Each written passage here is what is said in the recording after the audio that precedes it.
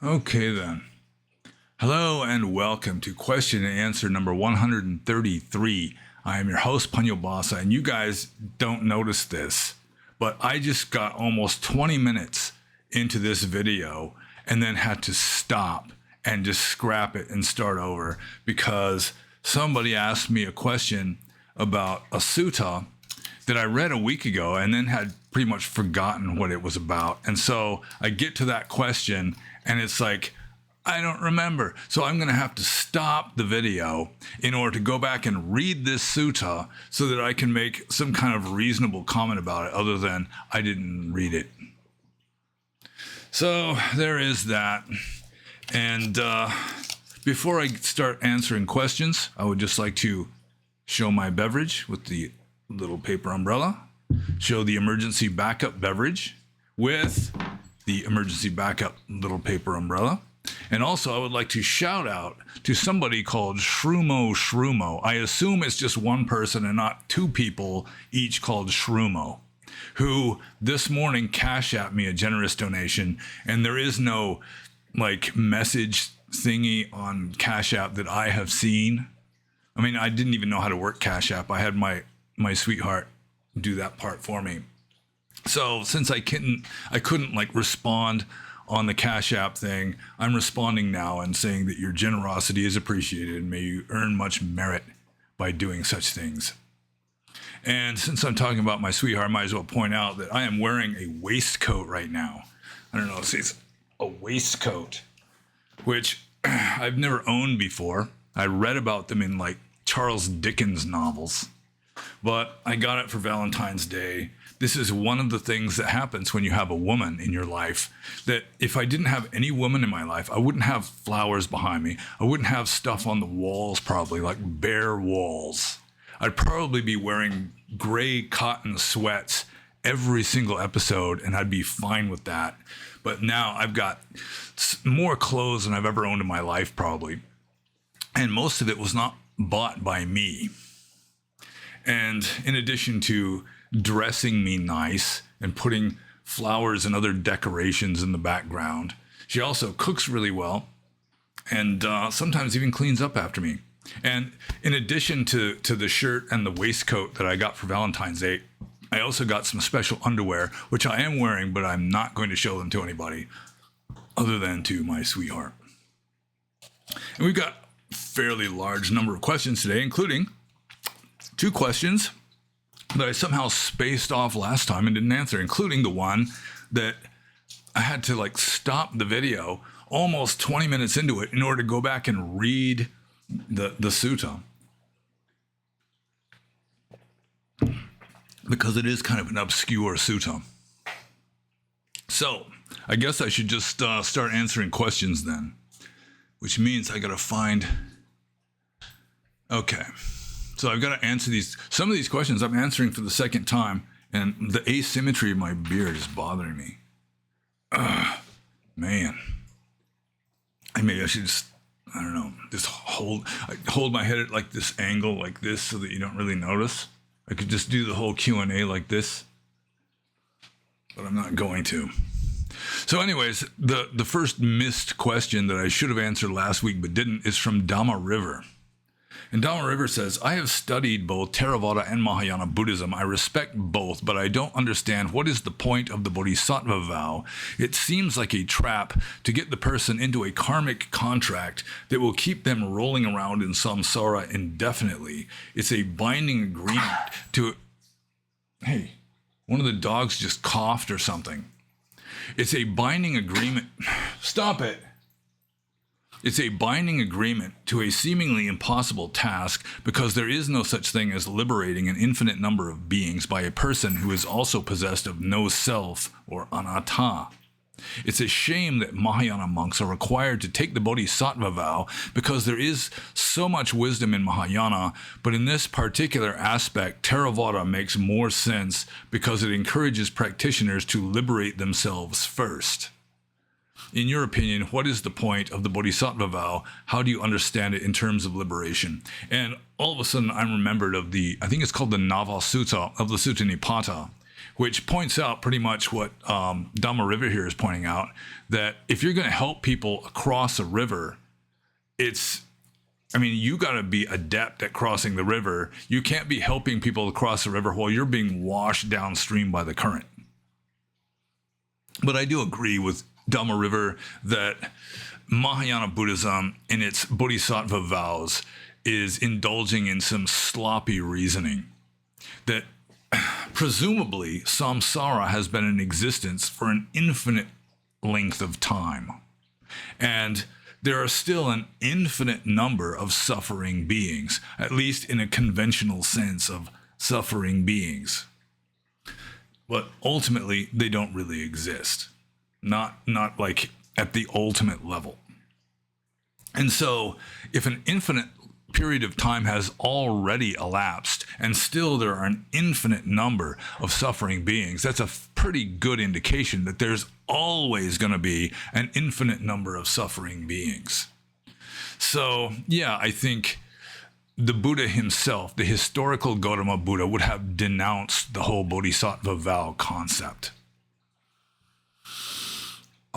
Let's see, the question part though, where's the question mark? In your opinion, what is the point of the Bodhisattva vow? How do you understand it in terms of liberation? Well, I think in the case of the Bodhisattva vow, compassion just overwhelmed reason.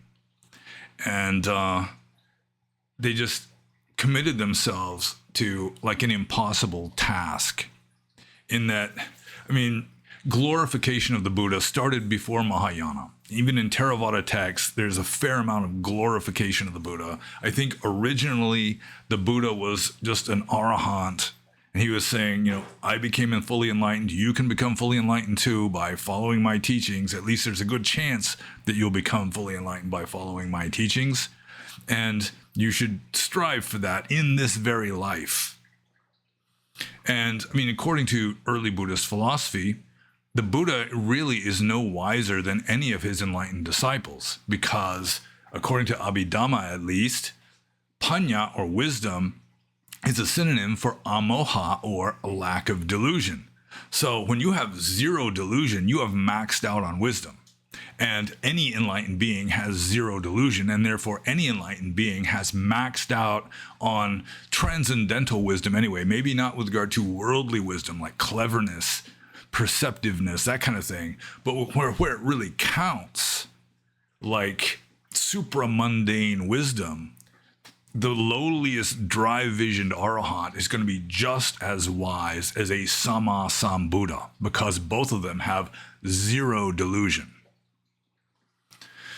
So anyways, glorification of the Buddha, like through Jataka stories and just, you can see it all through the suttas.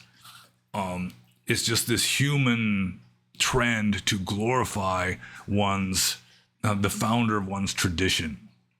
And so eventually, before very long really, the Buddha was just considered to be just like orders of magnitude above an ordinary enlightened being. And the Mahayana Buddhists, they were more into devotionalism, and they just kind of took the ball and ran with it. And they're saying, it's so much more noble and glorious to become a fully enlightened Buddha that to become an ordinary, fully enlightened arahant is the inferior vehicle, the deficient vehicle. And so they just start dissing the actual historical teachings of the actual historical Gautama Buddha.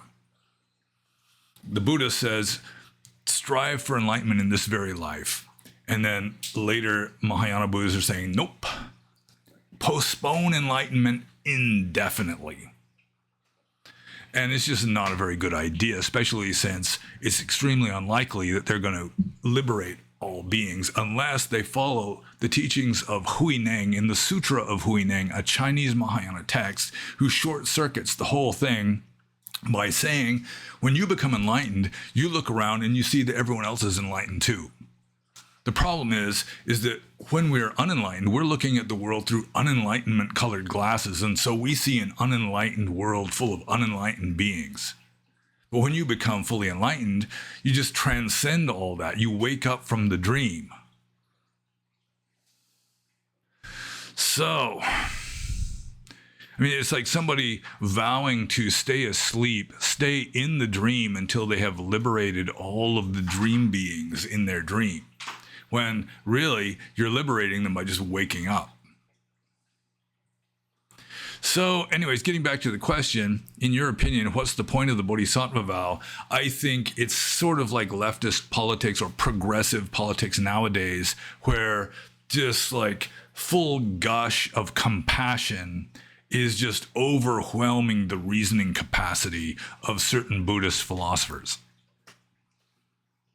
I mean, if you want a better answer than that, you're going to have to ask like a Mahayana Buddhist, because I'm just seeing it from the outside in, just this kind of seeing it objectively, and I'm seeing it less compassionately than a Mahayana Buddhist. So, I mean, some Mahayana Buddhists, they think that after you become enlightened, you can just remain a bodhisattva, which is kind of trampling underfoot the original meaning of the Pali term bodhisattva, which was just someone who is destined to become a Buddha. And as soon as you become enlightened, you're not a bodhisattva anymore. Whereas in Mahayana, apparently they've got fully enlightened bodhisattvas that just somehow stay in samsara out of compassion. And it may be that kind of thing that is more in harmony with any semblance of sense in the Bodhisattva vows. That even after you become enlightened, you voluntarily somehow remain in samsara to liberate all these ultimately non-existent beings. But I think your best bet would be to ask a Mahayana Buddhist, and they'll give you a more sympathetic answer to their own tradition. And so I'm just going to move on to Dhamma River's second question, which I didn't skip over last time, because he included it recently for this episode. So he says, do you get the impression that nowadays Buddhist monasteries are turning into liberal social clubs with a Buddhist flavor to them? And then sort of as a commentary, he says, and the monk that gets the most support is the one that caters to the desires of the woke crowd and not the unpopular monk that teaches the real Dhamma. And I guess it is kind of two questions. It's sort of like question 2 and then question 2A, because they're obviously like linked and related. So anyways, I'll just attend to the first question mark first. Do you get the impression that nowadays Buddhist monasteries are turning into liberal social clubs with a Buddhist flavor to them? Some are, and some have been for years. I mean, there haven't really been Theravada Buddhist monasteries in the West that were like run by Westerners until like the 1980s at the very earliest. So, I mean, it's kind of a new thing. There have been temples before then, like Thai temples, Burmese temples, Sri Lankan temples. Bhawana Society is maybe the first Theravada forest monastery in America. And it was run by a monk who, with all due respect, was like the chief cashier at the Vihara book service. So, I mean, they don't really follow Vinaya as far as I know. At least certain rules they don't. But I'm digressing. And we've got like 48 questions. So I shouldn't digress very much. I should just answer questions here. Should do my damn it job. So some Buddhist monasteries, especially like Western Buddhist monasteries frequented by Westerners, which often have Western monks and Western bhikkhunis, Western nuns. Yeah, it's sort of a complicated phenomenon where, first of all, most Buddhists of European ancestry, most people who consider themselves to be Buddhist, who have European ancestry or just non-Asian ancestry, they tend to be left of center politically and culturally, because conservative Americans tend to go with Christianity. So it's sort of like the progressive types, the liberal types, which, I mean, liberalism in America now is essentially progressivism, cultural Marxism, that kind of thing. So, I mean, most of the Western lay supporters are going to be liberal or ultra-liberal. And when the monks are being supported by these people, they have to be diplomatic they've got to be circumspect at best, and, sometimes kind of even diplomatic, where you're just kind of dancing around certain issues, avoiding certain issues. So some monks just can't manage this. And so they're plunged in the dragon's lair of some leftist metropolis like Seattle, Washington, or Portland, or one of the big cities in California, or like Barre, Massachusetts, places like that, where you've got lots of ultra-liberal types. And some of the monks, just out of a desire not to offend their listeners and to get support, because monks are not allowed to support themselves, they have to rely upon the generosity of lay people. Sort of like Blanche Dubois on a streetcar named Desire. I've always relied upon the generosity of strangers. Monks are like that to some degree.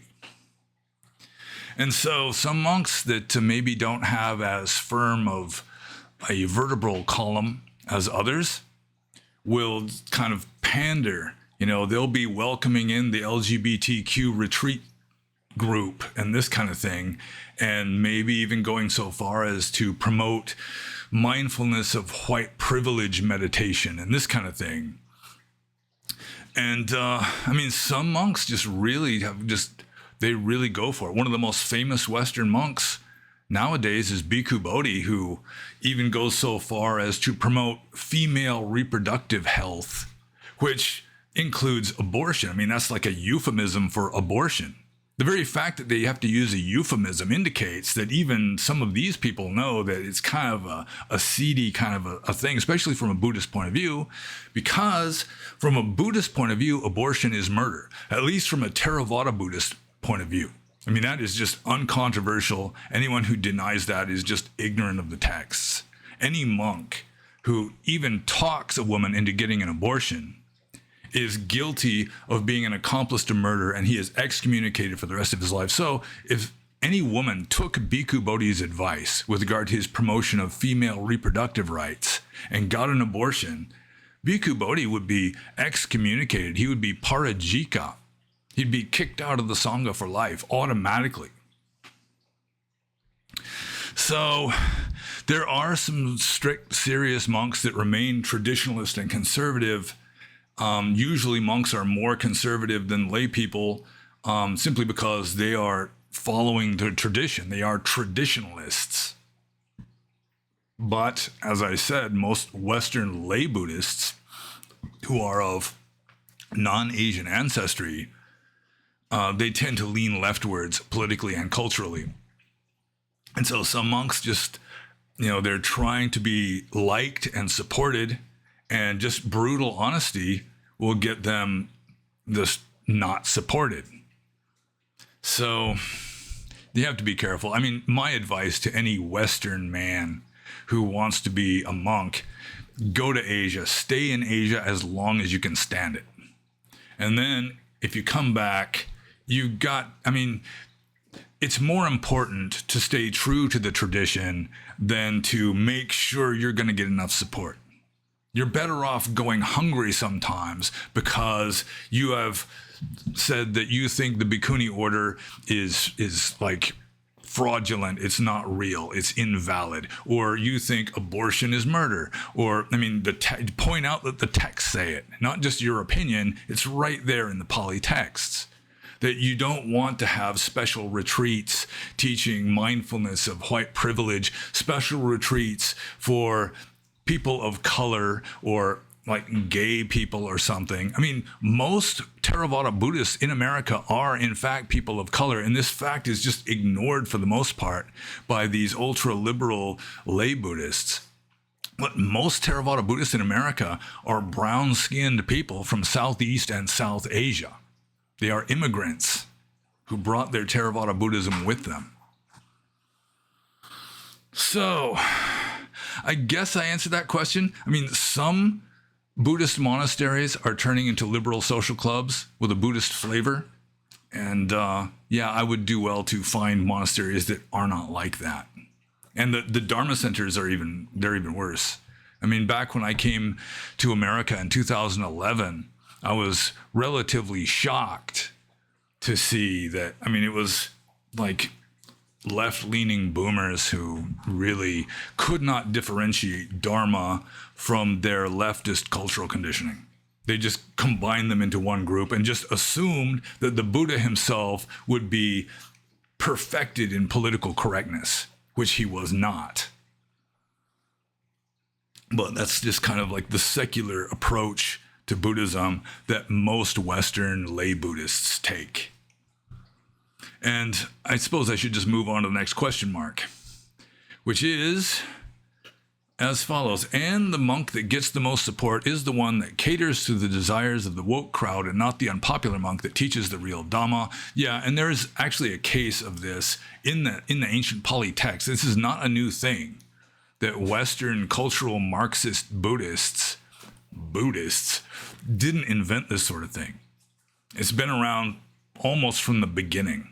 There's a story in the text of a serious monk, a monk who's practicing correctly, who goes for alms through this village, and he keeps his eyes downcast. He's not like cracking jokes with the lay people. He's not making acquaintances with the lay people. He's aloof and detached, just keeping his eyes downcast, accepting food into his bowl in silence, and then passing through. And some of the lay people were like disgusted with this monk, thinking that he was just some stuck-up asshole of a monk, because their village monk, he was friendly to everybody. He'd just hang out, come over to their house and just hang out. He was like their buddy. And the Buddha points out that really it's the silent monk is the good one.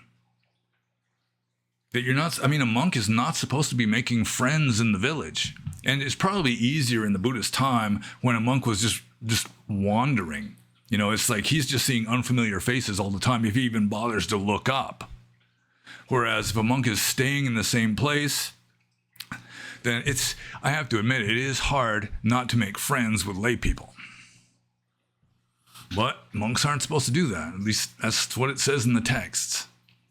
And so I do think that you're better off just being honest. Like Ajan Punnam from the beginning, to his credit, he was saying that these new bhikkhunis, it's not a valid ordination procedure. They're not real bhikkhunis. Maybe he's changed his mind on the issue. Maybe he's received so much flack from that he may have changed his mind. I don't know. But there'll be a little more about Ajan Punnam in subsequent. The very next question, in fact. This question also, I skipped over somehow. I spaced it off last time. This is from CO of Action, Sipad Zidana. And he says, I came across a very confusing sutta. Please explain its meaning. And I just happen to have it right here. Let's see, where is it? Yeah, it's the Kalaka Sutta from the Anguttara Nikaya. Anguttara Nikaya 4.24. And it's not a very long sutta, but I don't want to read the whole thing. I'll just read the first paragraph, the first substantial paragraph once you get past the introduction. The Blessed One said, monks, whatever in the cosmos, with its devas, maras, and brahmas, its generations with their contemplatives and brahmins, royalty and common people, is seen, heard, sensed, cognized, attained, sought after, pondered by the intellect. That do I know. Whatever in the cosmos, with its devas, maras, and brahmas, its generations with their contemplatives and brahmins, their royalty and common people, is seen, heard, sensed, cognized, attained, sought after, pondered by the intellect. That I directly know.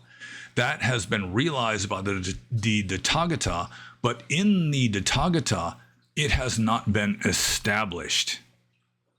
So I come back and get the questions all back together. Okay, so it's essentially saying that the Buddha knows things the way a layperson or like an unenlightened person knows things. But in the Buddha, he knows it, but it's not established, which means there's no clinging to it. There's no karma. I mean, it's just like phenomena arising and passing away with the mind of the Buddha, simply observing and just not clinging to anything, not interpreting anything really, not getting involved. It's just holding the knowledge in an open hand instead of like grasping it in a clenched fist kind of a thing.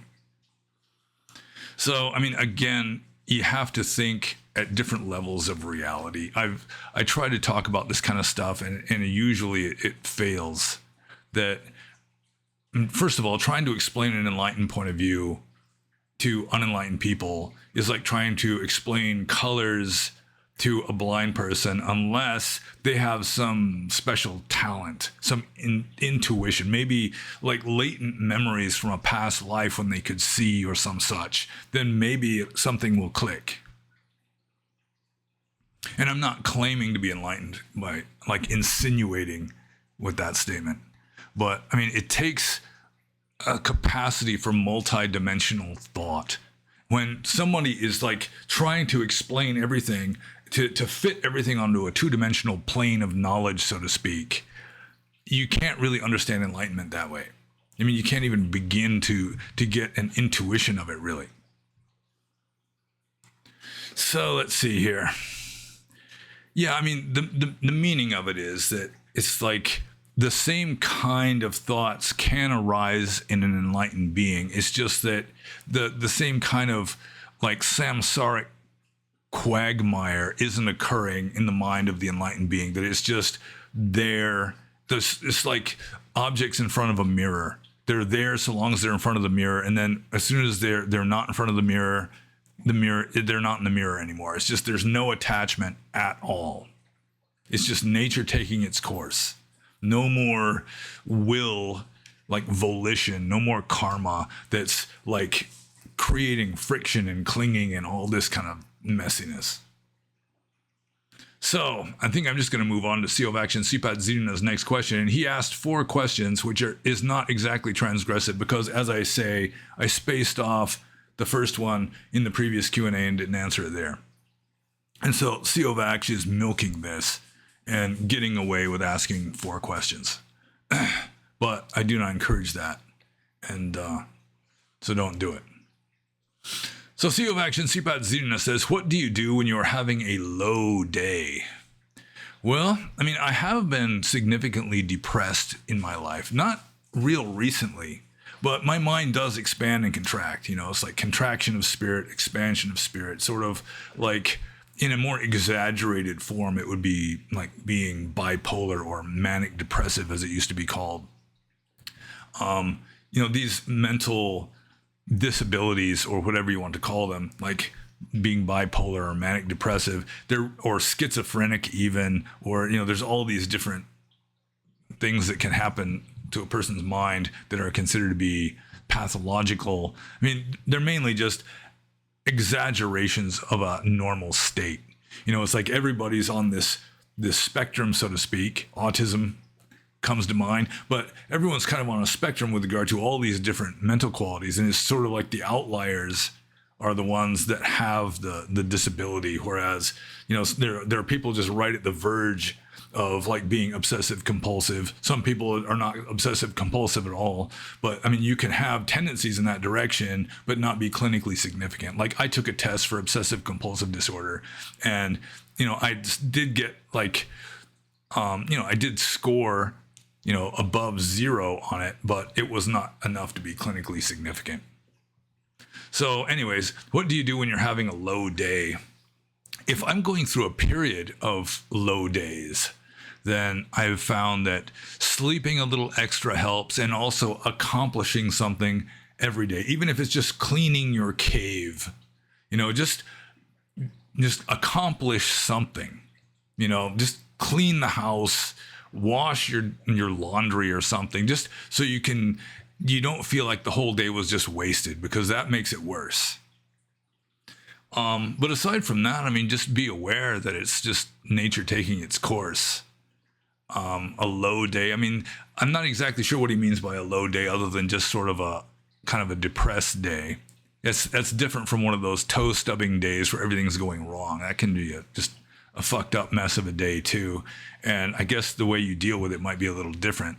You might have more capacity for mindfulness, because I have found that when my spirit contracts, like in a state of relative depression, it's much more difficult to meditate, and it's much more difficult to be mindful.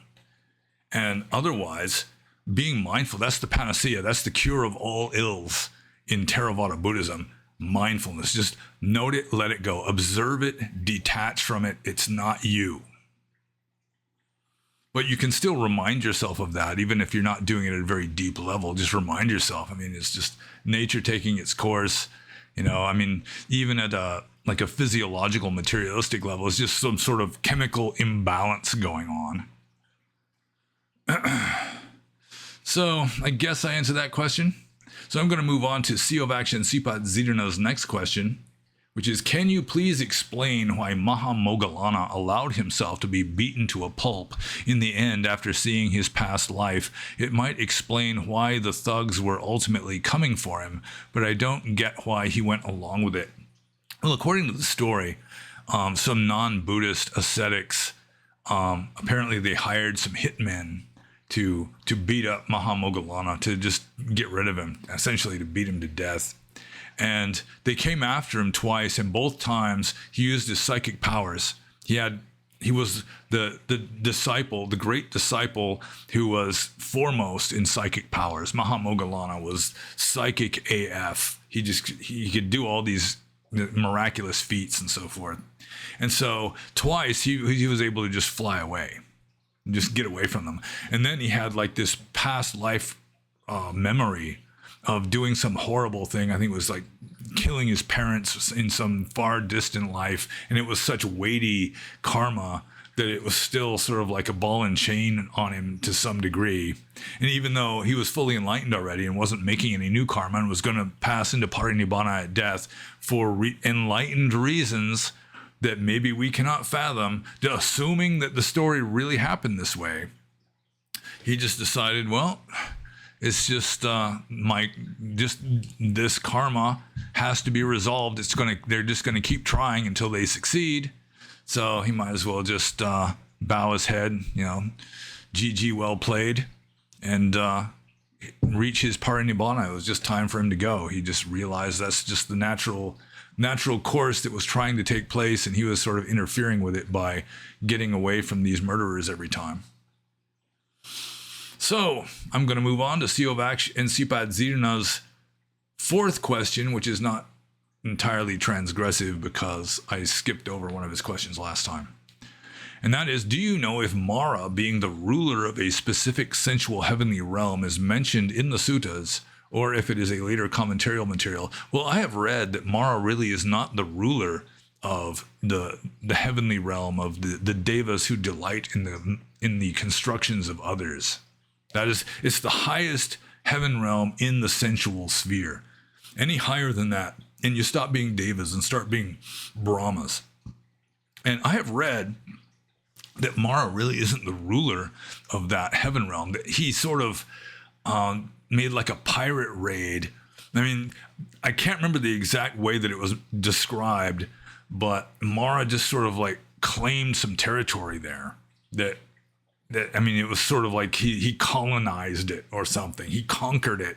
And he's just sort of got this insurgent group or whatever, sort of like the insurgent groups in Burma that have defied the government and have staked out their own territory. That's kind of the way Mara and his three voluptuous daughters have done in the realm of the devas who delight in the creations of others.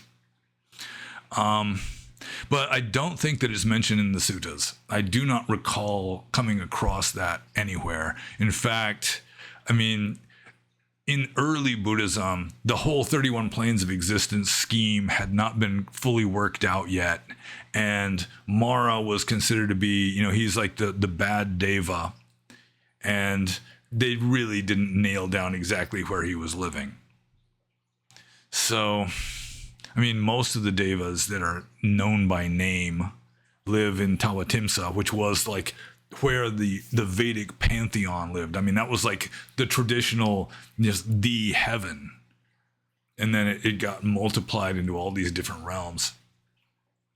And I do not think that it had been worked out yet in the mythology exactly what heaven realm Mara lived in or how he got there, that kind of thing. So I'm just going to move on to the next question. This is from Austin. And Austin has been on a kind of empiricism kick lately. He's been asking questions about empiricism. And so or maybe even just theory of knowledge. He's asking epistemological questions. And so Austin is sort of following up on a follow-up of a previous answer to a previous question. How does experience justify itself? To argue that all knowledge comes from experience besides enlightenment, you would need a way to verify this claim without assuming it is true beforehand. If you use experience to prove that experience is the only source of knowledge, you create a circular argument. What say you? And then he's got like a footnote here. Rationalists like Descartes argue that some knowledge, for example, mathematical truths, logic, or innate ideas, is independent of experience. For example, we don't need experience to know that 2 + 2 = 4, or that contradictions cannot both be true. Some knowledge, like ethics, metaphysics, or linguistic structures, may not be directly derived from sensory experiences, but rather from reasoning, intuition, or innate cognitive structures. Well, it depends on what you mean by knowledge first. I mean, like true knowledge, like real knowledge, not just belief, not even true belief, but actual knowledge can only come from experience, because that is enlightenment. The only true knowledge is knowledge of nirvana, nibbana in Pali. Everything else is just symbolic constructions which are beliefs. So, how does experience justify itself? It doesn't bother to justify anything. Why the fuck should it even bother to justify anything? Reality is there. Why should reality have to justify anything? Why should it have to prove itself? So anyways, Austin continues here to argue, I'm reading this a second time, to argue that all knowledge comes from experience besides enlightenment. Well, that's it. All knowledge doesn't come from experience besides enlightenment, because all knowledge is enlightenment. Everything else is just belief. It may be conventionally true, conventional truth. So in a way, it's kind of conventional knowledge, like to know 2 and 2 is 4, Carson City is the capital of Nevada. Conventional knowledge, but it's not ultimately true. So you would need a way to verify this claim without assuming it is true beforehand. Okay, so let's do a little speech on theory of knowledge, also known as epistemology. At the turn of the 20th century, there were 3 main theories with regard to how do we know the truth? What is truth? So the main one is the correspondence theory. That is like science. It's like a statement is true if it corresponds to some objective matter of fact. Like the statement, the apple is on the table, is true if and only if the apple really is on the table.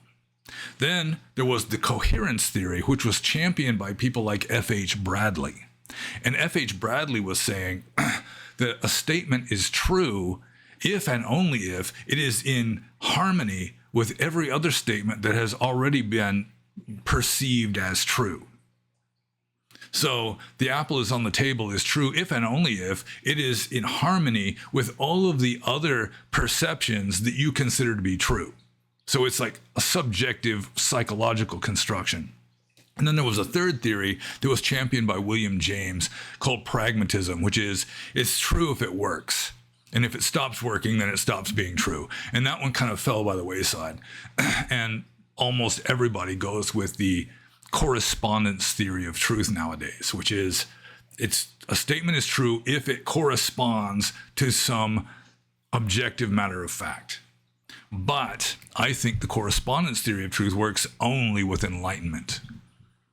That all other knowledge, so-called, which isn't real knowledge, is just conventional, like virtual knowledge, goes with the coherence theory, which is it's true if it's not contradicted by anything else you consider to be true.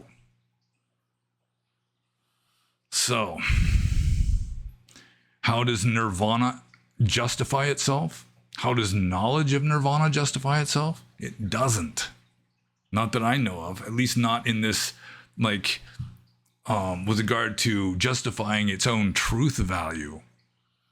I mean, some people are just delusional. They think they're enlightened when they really aren't, and there's really not much you can do about that. Anyways, I'm just going to move on to Austin's next question, which is, Buddhism does not claim moral laws exist independently of experience, so theoretically I could compassionately kill someone to prevent greater harm, ? So long as I don't have negative mental states because of what I am moral justified in doing so, ? Well, it sounds good in theory, but the reality is that if you're going to kill somebody, I mean, you know that you're killing somebody. And just that knowledge, that volition to kill somebody, regardless of any justifications or rationalizations you can come up with, you can say, it's like you're putting them out of their misery, or it's going to save 10 other people by killing this one, that kind of thing. Still, it's going to have an effect on your mind. It's going to have this subconscious karmic effect where you know that you are depriving this sentient being of life.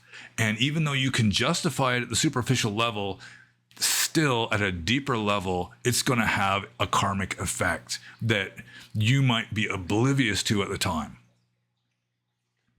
So I noticed I'm waving my arms around a lot. I think it's the waistcoat.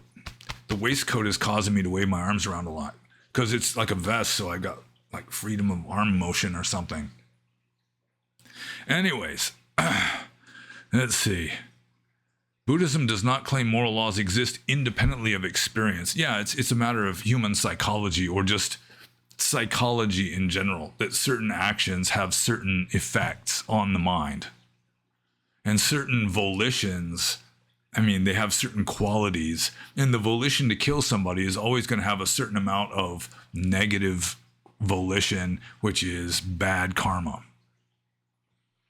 But I mean, sometimes, like a layperson especially, this is something that I bring it up every once in a while, that only a monk can really afford to be a saint. That if you want to follow Buddhist ethics perfectly, renounce the world. For example, if you've got a family you need to protect, you wouldn't really be worthy of the word man if you just refused to rescue your child from a predator because you didn't want to harm the predator. Or you refused to delouse your child's hair because you didn't want to kill the poor lice. That kind of a thing. You're better off not having a family, not having any kind of social or like familial obligations. Renounce the world, go off into a forest and be a saint. I mean, lay people that want to follow Buddhist ethics perfectly, it's not very realistic. Maybe if you're lucky, you just got a family that's never threatened by anything dangerous or any such thing. You can just be like the holy fool, like Prince Mishkin in Dostoevsky's novel The Idiot. But even Prince Mishkin, I mean, he did dislike people sometimes. He forgave them eventually, but he still disliked them at times. So, yeah, I mean, theoretically, you could compassionately kill someone to prevent greater harm. Theoretically, you could fly through the sky, too. But as a general rule, it doesn't work out that way. So I wouldn't go around compassionately killing people just going with the idea that so long as you're doing it compassionately, you're not doing anything wrong. I mean, look at leftist politics. I mean, maybe the people at the top are just ruthless and Machiavellian in a lot of their thinking, but a lot of the college-educated white women in the West, they're going along with conformity, but also just compassion, unrefined feminine sentiment, and it results in making things worse. So, trying to kill compassionately, trying to do something humanely, accept that you're going to make bad karma. Let's say you're going to take full responsibility for you and your family eating meat. And so you're going to raise chickens. You're going to raise your own chickens. And so that that the chickens will be raised and killed more humanely than the the hormonal monstrosities grown in these warehouses and on factory farms. So, I mean, it's not like you're doing anything really good. I mean, there's some goodness mixed in. I mean, it's all shades of gray, but you're still killing the chickens. I mean, you may do it very humanely. You might give them an overdose of some opiate, so they just kind of die smiling and hugging themselves and rocking back and forth. But still, I mean, there is no way of cheating ethics or cheating karma that still there's going to be effects, even if you don't think there are going to be effects and don't want there to be effects, still there's going to be effects. So I'm just going to move on to Austin's third question. How do Buddhists derive an is from an ought? Well, it goes the other way around. They derive the ought from the is. Just like I was talking, if you do this certain action, then there's going to be like negative consequences, and therefore you ought not perform that action if you don't want those negative consequences. To some degree, a layperson does well to be a stoic, that you just have to own your actions and accept, okay, I'm doing this act, it's going to cause negative consequences, and I'm just going to face those negative consequences with fortitude. A certain amount of stoicism is very valuable for a Buddhist layperson who cannot afford or is not in a position to be a perfected saint. You just gotta toughen up a bit and have some backbone, and just when the negative consequences finally reach me, I'll face them with equanimity, or at least as much equanimity as I can muster. So how do Buddhists derive an is from an ought? It's the other way around. They derive the ought from the is. Otherwise, I don't fully understand the question. I'm not sure exactly what Austin is referring to. So I'm just going to move on to the next question. This is from the saboteurs, which might be more than one person, might be only one person. And the saboteurs say, thank you for answering about not killing bad people, but if one doesn't react, do we just sit back and get enslaved by, for example, that is the New World Order. All evil needs to succeed is that good people do nothing. Do we get bad karma for reacting to evil, or bad karma for not doing your duty by defending your family? It seems like catch-22. Incidentally, I'm only one person. Oh, there you go. The saboteurs is just one person. Maybe he's referring to all of his organs as sort of a synergistic whole. Well, this is just a continuation of the previous question, I guess, or the question before that. See, if one doesn't react, do we just sit back and get enslaved? Well, I mean, if you want to be a saint and never do anything wrong, renounce the world and go off into a forest and meditate. Sit under a tree, wear rags, beg for your food silently in the streets. Because if you're going to be living in the world, you're going to have to do negative things sometimes, like defending your family, maybe defending your country, defending yourself, defending your home. Like, I got a Glock in my nightstand next to my bed. And if somebody breaks into the house, there's a good chance I'm going to shoot that person. And then I'm just going to have to accept that, well, that's some weighty karma that I just did. I'm going to have to face that sooner or later, I suppose. But still, it's better. I mean, I would prefer that to having somebody break into the house and do who knows what to my woman or to me, or to just even steal stuff. I mean, you just can't tolerate that kind of thing if you are taking responsibility for a family and a home. So, yeah, if you want to be a perfected saint, renounce the world. That's my best advice to you. All evil needs to succeed is that good people do nothing. But if good people are good enough, then there's not going to be a whole lot of evil going around. So having good karma means that there's going to be less bad things happening to you. That's just the way karma works. The more bad stuff you do, the more bad stuff gets done to you. And of course, you don't have complete control over that. Some of it's subconscious stuff, some of it's residual from the distant past, that kind of thing. But at least you're going to reduce it by just living a virtuous life. So, do we get bad karma for reacting to evil or bad karma for not doing your duty?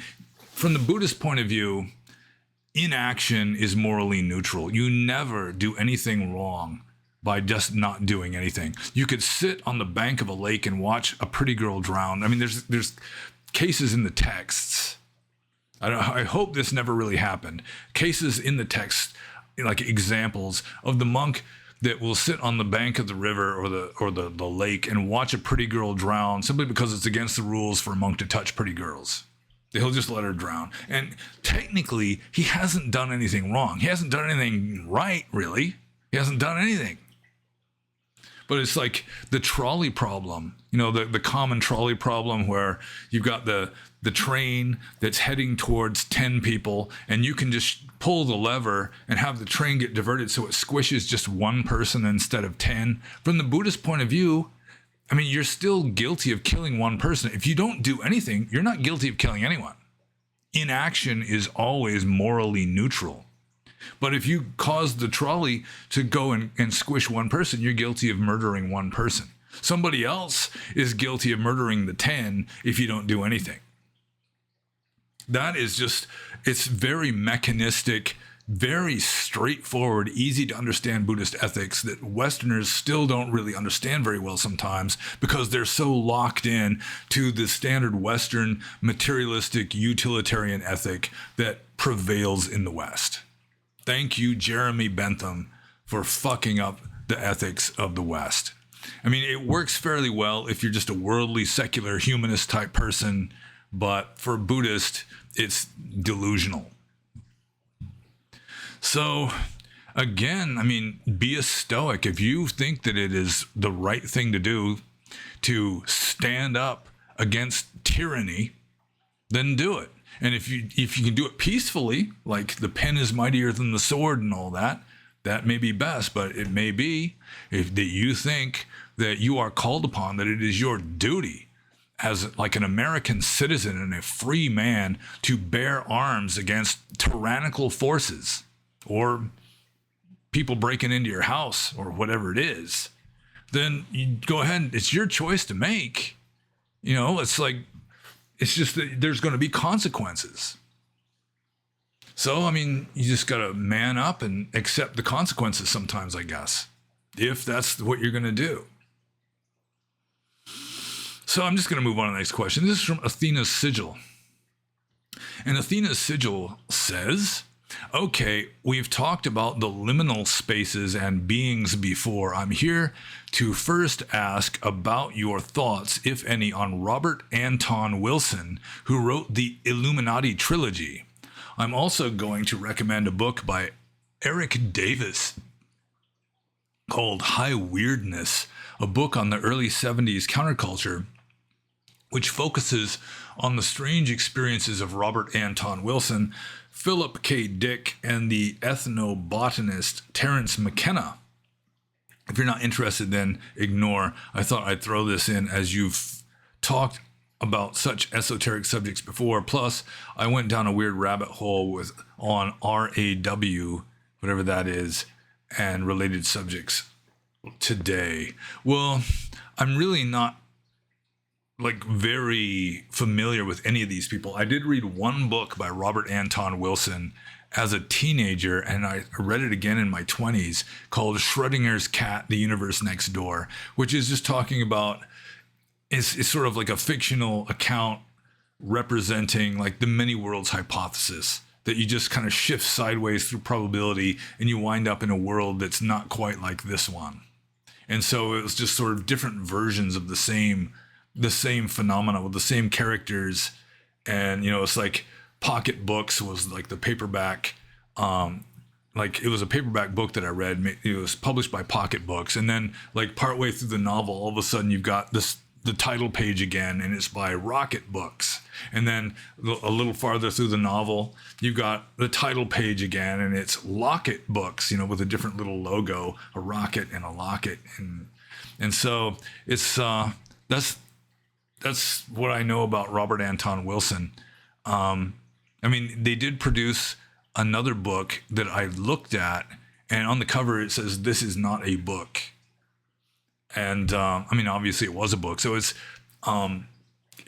a way of trying to knock people loose from just kind of clinging to this version of reality, as far as I can tell. Robert Anton Wilson, I'm pretty sure he's a physicist and just sort of moonlights as an author. I'm not sure about that. Philip K. Dick, obviously, he was a science fiction author, and I've seen a number of movies based on his writings. So there is that.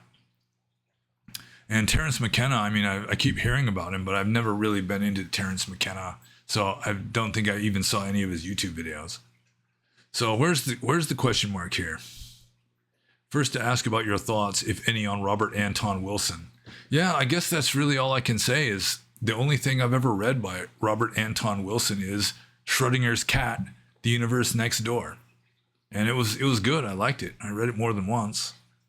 I eventually left it on, I think it was on the Polish ship I worked on when I was 21 years old, the Sigita. I left it in the observer's cabin for like the next fisheries observer that worked on the ship could read it if he wanted to, if he was weird and like that sort of thing. Because it is kind of a weird book. So I guess that's it. So I'm just going to move on to the next question. So those questions are actually kind of easy. Where, what is your opinion about, Joe Schmo? And it's like, I don't know. I never really met Joe Schmo. Anyways, this next question is from Newman. And Newman says, do human beings reincarnate within the same lineage or clan or tribe or ethnic group? Or is it random? If there is a kind of karmic logic, is it fortuitous to be reborn within a particular ethnic group, such as a member of a people that practices and has received the teachings like Thais or what have you? Well, I don't think human beings don't necessarily reincarnate within the same lineage or clan or tribe or ethnic group, but it's certainly not random. It's just, what your character is like, what you need to work on in your life. It's sort of like water flowing into that direction, and you wind up there. Like, I can hypothesize about my past lives, and I would guess in the previous existence before this one, I was American. My father was completely persuaded that I was his father, which makes me my own grandpa. So maybe I'll just assume that as a working hypothesis. Sometime before that, I think there's a good chance I was Japanese, like back in like the 1700s, like samurai era Japan. And then I was like an English, like Catholic monk in the 14th century who died of bubonic plague, theoretically. Good chance that I lived in like southern Italy during the late Republic or early Roman Empire.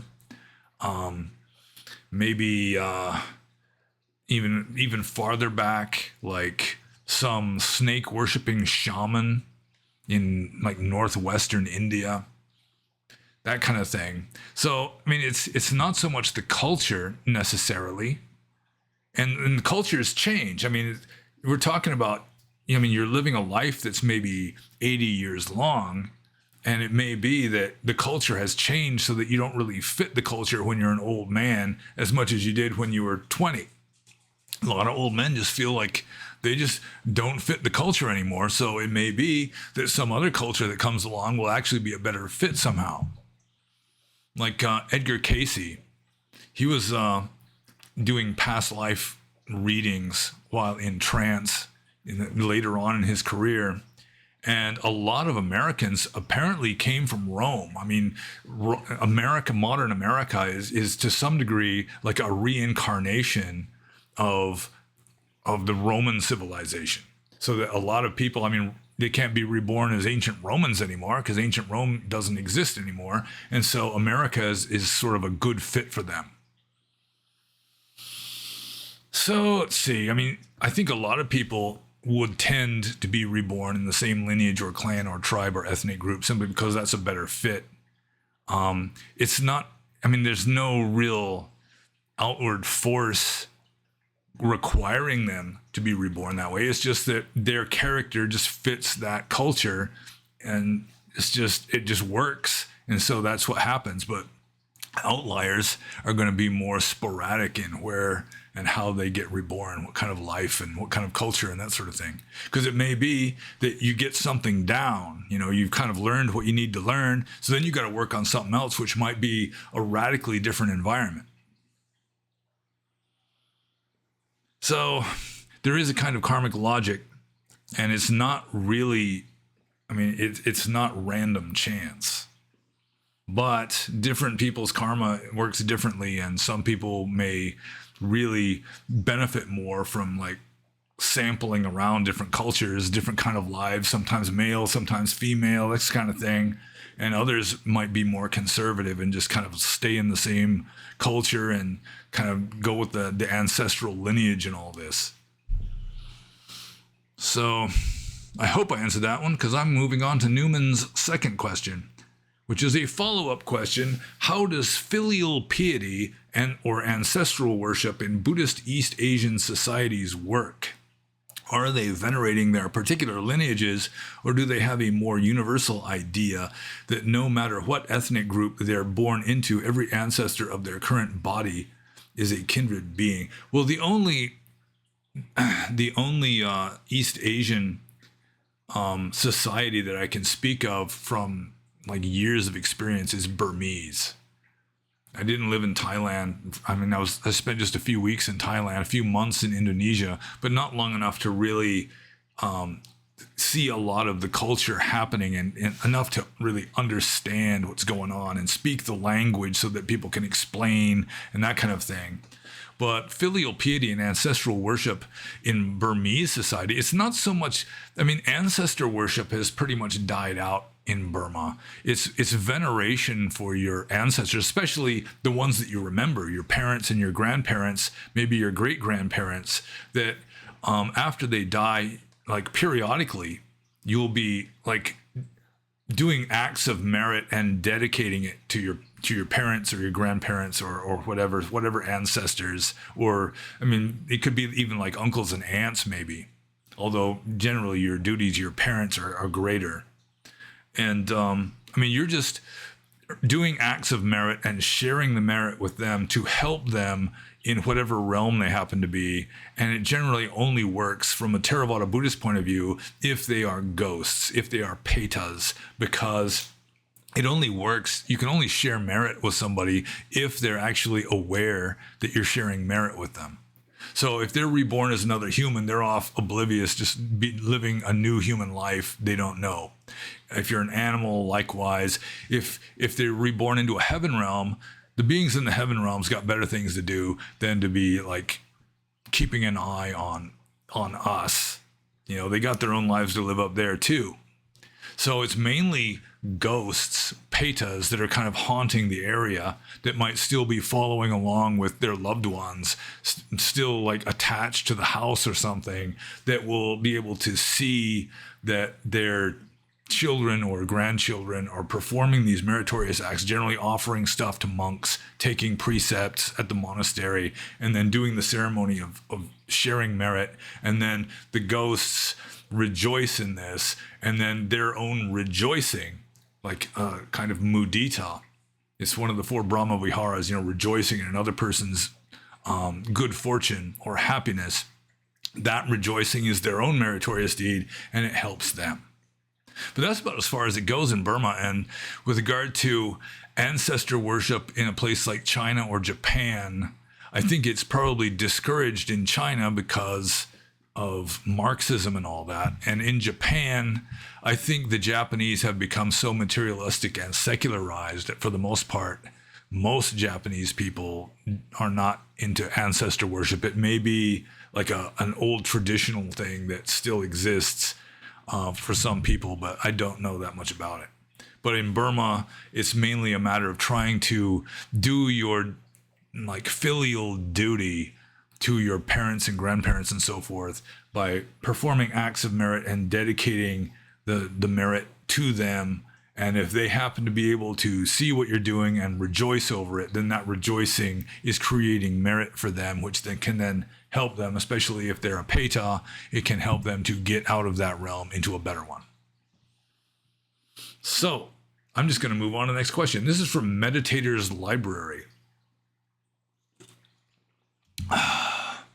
And Meditator's Library says, I turn valuable suttas into audiobook on my channel by using AI. I've noticed that many monks, including Bhikkhu Sujato, are vigorously against the use of AI. Are you against the use of AI? What is your opinion? Well, if I'm watching a video and it's narrated by AI, I usually just stop watching it because it's just sort of like a dead voice with no understanding or wisdom behind it. It's like a fake person, which makes it kind of like a fake narrative or a fake video. Kind of. I mean, it's just sort of like a feeling I get. It's like for some reason, I just prefer that if a video is narrated, like a YouTube video, it's narrated by a real human and not just this dead voice with no mind, no consciousness, no sentience, no understanding. Or if it is, it's sort of like an AI, like a proto understanding, but that's about it. It has to understand sentence structure and how to pronounce words and so forth. But yeah, I mean, I'm not against AI on any kind of ethical grounds or anything with regard to like AI narrated videos. It's just that I prefer not to listen to them. I prefer a real human who actually has some kind of understanding that you can empathize with. So any empathy you get, like somebody is trying to share wisdom, presumably they have wisdom that they are sharing with you. And I mean, a lot of the transmission of information is coming from a kind of empathy, feeling what that person is feeling. And then it helps you to understand what's going on. Whereas the AI, of course, doesn't understand diddly. It's just a dead voice with nothing behind it. So yeah, I do think that it would be less effective in transmitting wisdom from wisdom texts, aside from the fact that the AI isn't going to be slurring its words and messing up this kind of thing. It'll be more perfect transmission, at least with regard to pronunciation of common words. But still, I would prefer a real human. And that's my feelings on it. I'm not necessarily against the use of AI, although I do think that the technological singularity is a real possibility, and there's no telling what's going to happen if AI really does become sentient. So, I mean, it could be the end of the human race for all we know when that happens, and some people are saying it's going to be happening within the next few decades. Some people are saying it's already starting. So I'm just going to move on to the next question, which is from Romeo. And Romeo says, my question asks you to take a breather from answering questions about Buddhism and requires you to don your geopolitics fez if you have one. Well, I was actually going to wear the fez just to go with the fancy sort of pseudo embroidered waistcoat that I got for Valentine's Day. So what the hell? I got it right here. Look at this. I think they go well together. Yeah, I think it's a good combo. The fez, the waistcoat, the shirt, the special underwear. Yeah, this is quite the uniform.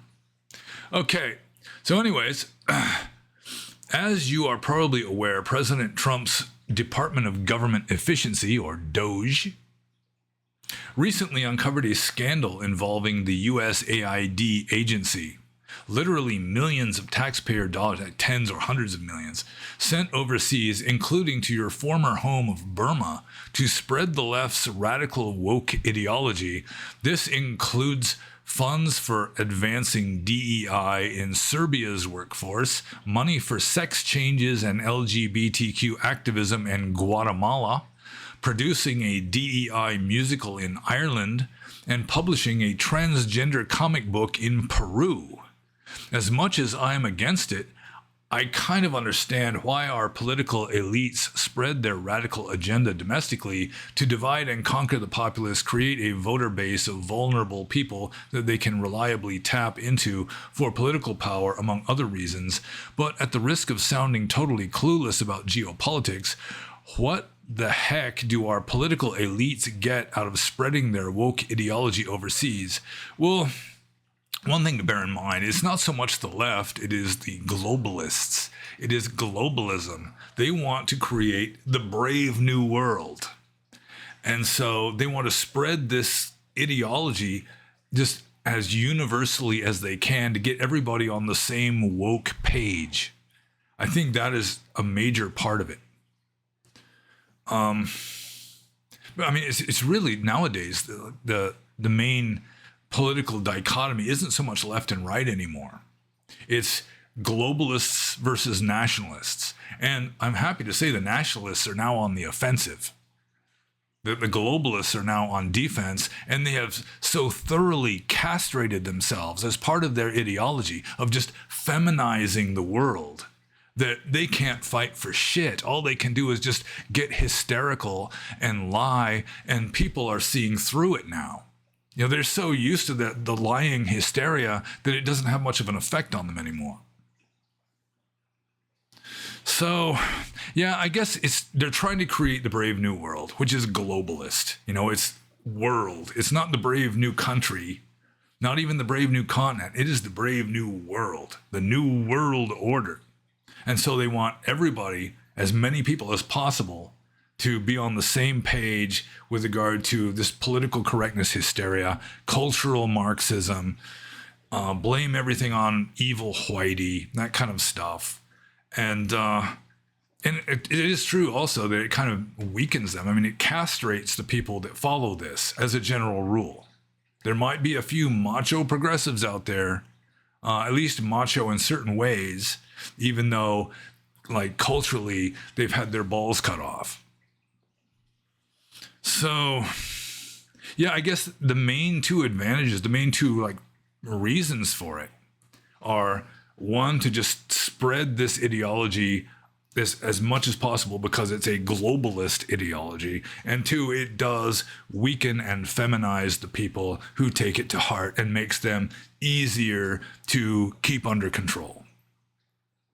And I'm happy to say it seems to be slipping through their fingers, so that you had some German like official, he's on like the Security Council of Germany, crying like a girl in front of a crowd of people, just because they realize they are losing control. And being castrated, all they can do is cry about it. So, I'm just going to move on to the next question. So I'll just take the fez off. It's really good fez, by the way. I mean, Fez-O-Rama, just Fez-O-Rama.com makes really good fezzes. Okay, next question is from Khalifi. And Khalifi says, how to deal with angst from the Buddhist point of view. And as I keep saying, mindfulness is the panacea. Mindfulness is how you deal with any kind of troublesome mental state, that you observe the mental state with detachment. I mean, the very fact that you are observing something means you're already detached from it. It's no longer, let's say angst is arising, right? You're not saying, I'm anxious, I'm nervous, I'm feeling existential dread. It's existential dread is arising. And so already it's not you anymore. If you are anything, you're the one who's observing and not the object being observed. And that's one reason, that's one of the many philosophical reasons why there is no self, is because you can observe any of it. You know, one part of the system observes the other part of the system, proving that that other part of the system isn't you. So you just observe the angst with mindfulness, and the way an ichthyologist observes a dead fish. You know, it's like, what does it feel like? How does it feel in the stomach area? You know, what effect does it have on the body? How does it feel emotionally? What thoughts are arising? You just observe it, like, scientifically. And then you detach from it. It's not you anymore. And then by detaching from it, you are depriving it of sustenance, and it causes its momentum, its karmic momentum, to become less. And if you do that, like, consistently, then the momentum becomes less and less until it becomes only the pale shadow of the previous angst.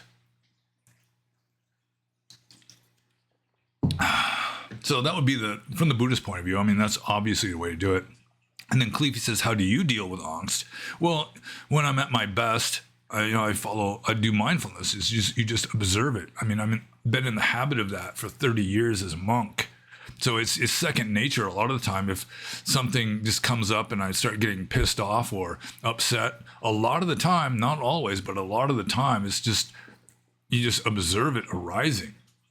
I mean, cussing helps too. Cussing does it serves as a pressure release valve. When I'm at work, I cuss actually quite a lot. Not at other people, but I'm dropping F-bombs to myself as I'm whipping around on the forklift, trying to avoid collisions with 25 other people whipping around on forklifts.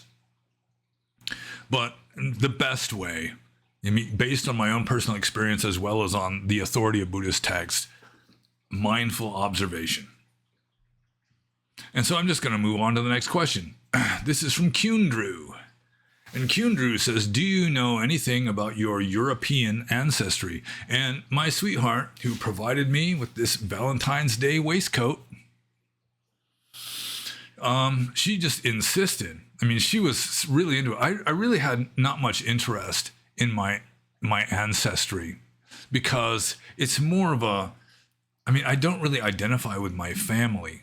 Like, I actually have more sentiment of loyalty to my friends than to my family. It's like I've chosen my friends, chosen my woman.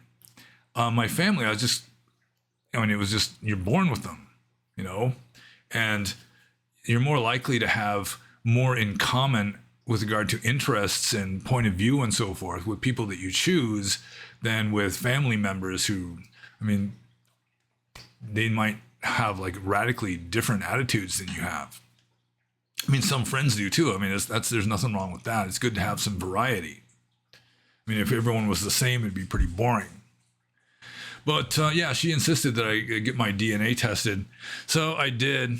And it turns out I'm about 50 or 60% English.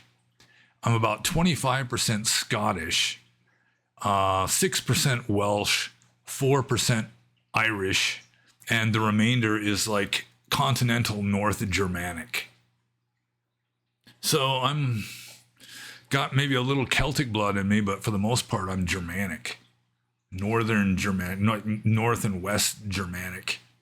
That would be almost all of my ancestry. So there is that, which justifies my intention of growing this beard long enough to braid it with a Mjolnir bead at the bottom. Mjolnir. So I'm just going to move on to the next question. This is from Bodhisattva 969. Oh yeah, we're recording good.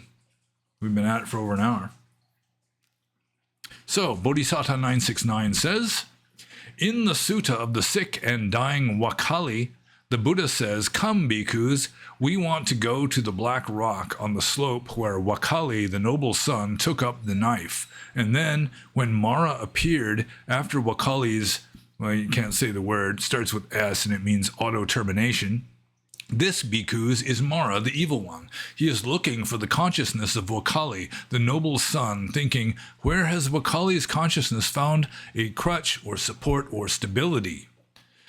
But with his consciousness without support, a crutch, or stability, Wakali, the noble son, has finally entered Nibbana. So suicide... Oh, damn. It slipped out. So auto-termination is not a problem in Buddhism? ? And then he's got this asterisk. I don't know what's the right translation. In German, it means he's got something in German. And then I put that into Google Translate, and it says, where did his consciousness find support? But in my own translation of the Gautika Sutta, and this is, this could be the Gautika Sutta, except for the very one statement at the beginning, is where has the consciousness of the gentleman, where is the consciousness of the gentleman Gautika established? So the Wakali, I haven't read the sutta maybe ever. In the Sutta of the Sick and Dying Wakali, the Gautika Sutta is exactly the same as this sutta, except for Gautika wasn't sick. Gautika just kept getting getting jhana and losing it, and getting jhana and losing it, and getting jhana and losing it, until finally he was in a state of desperation, saying, well, if I die with jhana, which is a deep meditative state, I'm guaranteed of a Brahma realm after I pass away. Whereas if I don't have jhana when I pass away, there's no guarantees. I could wind up in a lower realm. So next time he got jhana, he used his own straight razor for shaving his head and cut through the neck area. And he became enlightened at the moment of death. And maybe Wakali did the same thing, exactly the same, with exactly the same words, with Mara the evil one searching for the consciousness of Wakali, and the Buddha saying he's not going to find it because the consciousness of Wakali is now unestablished. So, I mean, that means he's enlightened. His consciousness no longer is clinging to anything, which kind of means that it's just off the scale. You know, it no longer exists in a samsaric context where it can be pointed to or found by Mara the evil one. So actually the question mark here is, so auto-termination is not a problem in Buddhism. Well, the Buddha says you should not auto-terminate unless you have already accomplished your goal. And the Gautika Sutta and this sutta, the Wakali Sutta, which, I mean, it's strange that it's almost verbatim exactly the same as the Gautika Sutta. They kind of broke the rules. They went against what the Buddha said and then wound up kind of not going against what he said because they became enlightened at the moment of death. But the Buddha does say you shouldn't be doing that until you've done what needs to be done. And they just kind of wound up doing what needed to be done as they were bleeding out. But yeah, otherwise, I mean, the Buddha would not encourage anybody, especially not like a totally unenlightened person, to auto-terminate.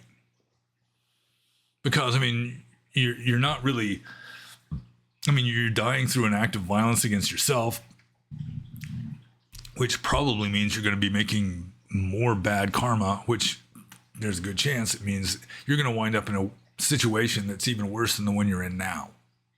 I mean, at times it may be that auto-termination is appropriate.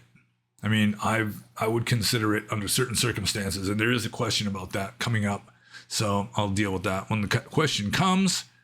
And so I'm just going to move on to the next question. This is from Rui. And Rui says, how emotionally overpowering were your dreams during the cave-dwelling Burma days? And I'm not exactly sure what he means by emotionally overpowering. I mean, does that mean within the context of the dream itself? Or does it mean after you've woken up that you're still emotionally overpowered by that dream that you were having but aren't having anymore? I don't know really which Rui has in mind. I mean, I've had emotionally overpowering dreams in which I died, for example. Got very emotionally worked up during the dream. I had a few dreams. I remember there was one weird dream I had as a monk where I was stealing car stereos for some reason. And then I suddenly realized I can't be doing this. I'm a monk. This is parajika. And I'm my mind is racing. It's like, what should I do? I'm parajika. I should put them back. You know, so I'm immediately thinking I should put the car stereos back into the cars, but it was already too late. I was already excommunicated for life. And then it was just the agitation caused me to wake up. And then I thought, oh, it was just a dream. Okay. So I'm not kicked out of the Sangha after all. Yeah, I have had dreams that were so intense that just the shock of the dream woke me up. I remember one time, and those of you who are my age might remember who Emma Sams was. She was this British actress who was really pretty, and I had this erotic kind of dream with this young woman. You know, I'm a monk, you know, when I'm awake at the time in a cave, but I was having this erotic dream with this young woman, and then I realized it was Emma Sams, and just the shock of recognition just woke me right up out of the dream, which is kind of disappointing actually. Anyways, I've never had a dream that was so emotionally overpowering that I remained emotionally overpowered for more than just a few seconds after I woke up. So I'm really not sure which Rui has in mind, but I mean, my dreams tended to be a little more intense when I was a monk, just because there's more clarity of mind and also less going on in your life, less distraction, so that anything you experience seems more intense because you've got less, going on in the background. But yeah, I did have a lot of weird dreams, like some really strange ones. I still have relatively strange dreams sometimes, but I usually don't remember them. And so I'm just going to move on to Rui's next question. He says, do you think distraction is the natural universal state of the mind, and would you equate it to ignorance and by extension suffering? And how pre-Buddhist could the remedy of sati be? Okay, well, this is two different questions, seems to me. So I'm separating these. And so Rui's up to 3 questions. So do you think distraction is the natural universal state of the mind? Distraction? Not necessarily. The natural state of mind, I mean, you look at hunter-gatherer societies, which would have maybe more of a natural state of mind than some postmodern person living in a city. That, I mean, they could have very intense concentration, like they're out hunting or something. It takes a lot of like non-distraction. So, I mean, distraction in the sense of restless, just sort of restlessness, restless dissatisfaction, or just restlessness in general. Yeah, I could agree with that. But I think distraction is maybe not the best choice of words. And I wouldn't necessarily equate it to ignorance. Like the restless dissatisfaction is not the same as ignorance. The ignorance is more a matter of content. The restless dissatisfaction is more of a process. It's like ignorance is a noun, whereas the restless dissatisfaction is more of a verb. It's sort of substance versus, what would you call it? Form and function? Yeah, form and function. So ignorance is more of a form, and the distraction is more of a function, which, I mean, they can combine into the same whole.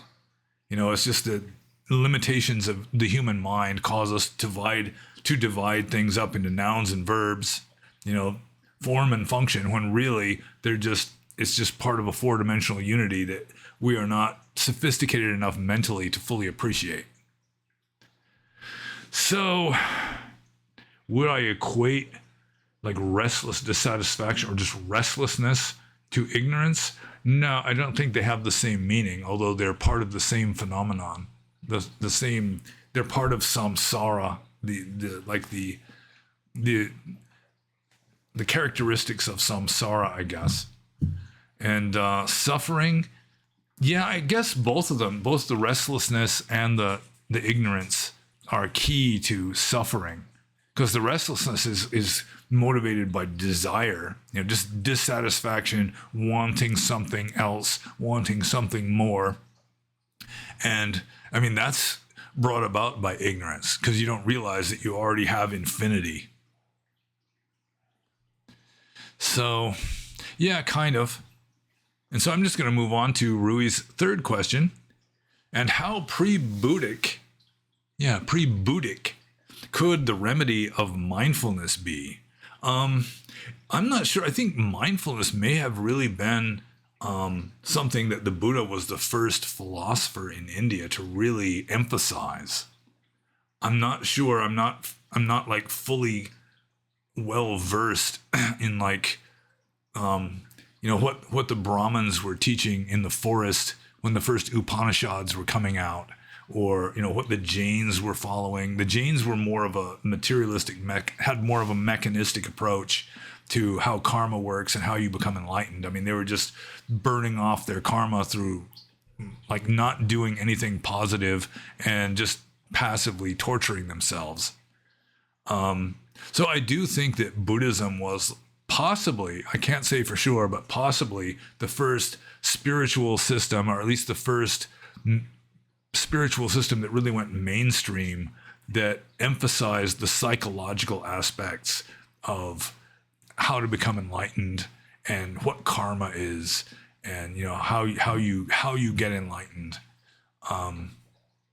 So yeah, I think Buddhism may have been the first to just fully psychologize karma, and mindfulness is a way of becoming enlightened. I think the Buddha may have discovered that. He didn't invent it. I'm sure that there have been like spiritual geniuses since the Stone Age, since prehistoric times, that just had the talent, the innate spiritual ripeness to just be mindful and see the value of it and benefit from the value of it. But I'm not sure how much mindfulness there was before Buddhism.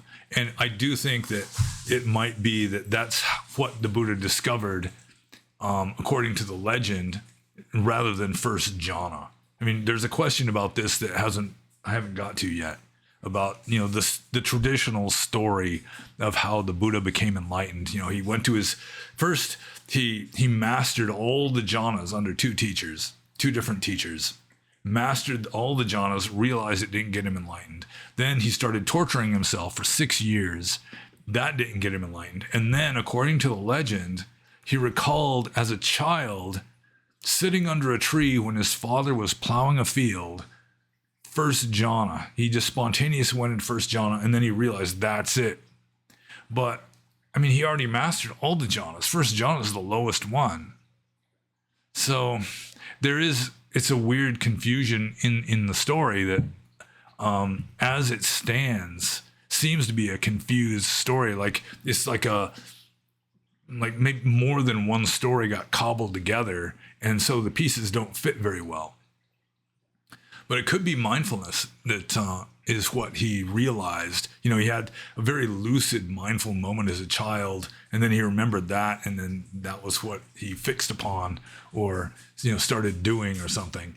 But as I say, there's a question kind of about this later, so I'm just gonna keep going here. Oh, here it is, I think. No, it isn't. This is from Quaesitor. Quaesitor, this is a follow-up question, and Quaesitor may have asked something similar in the past, but would please like a more in-depth understanding of the canonical views on the topic, as well as my personal views if they differ.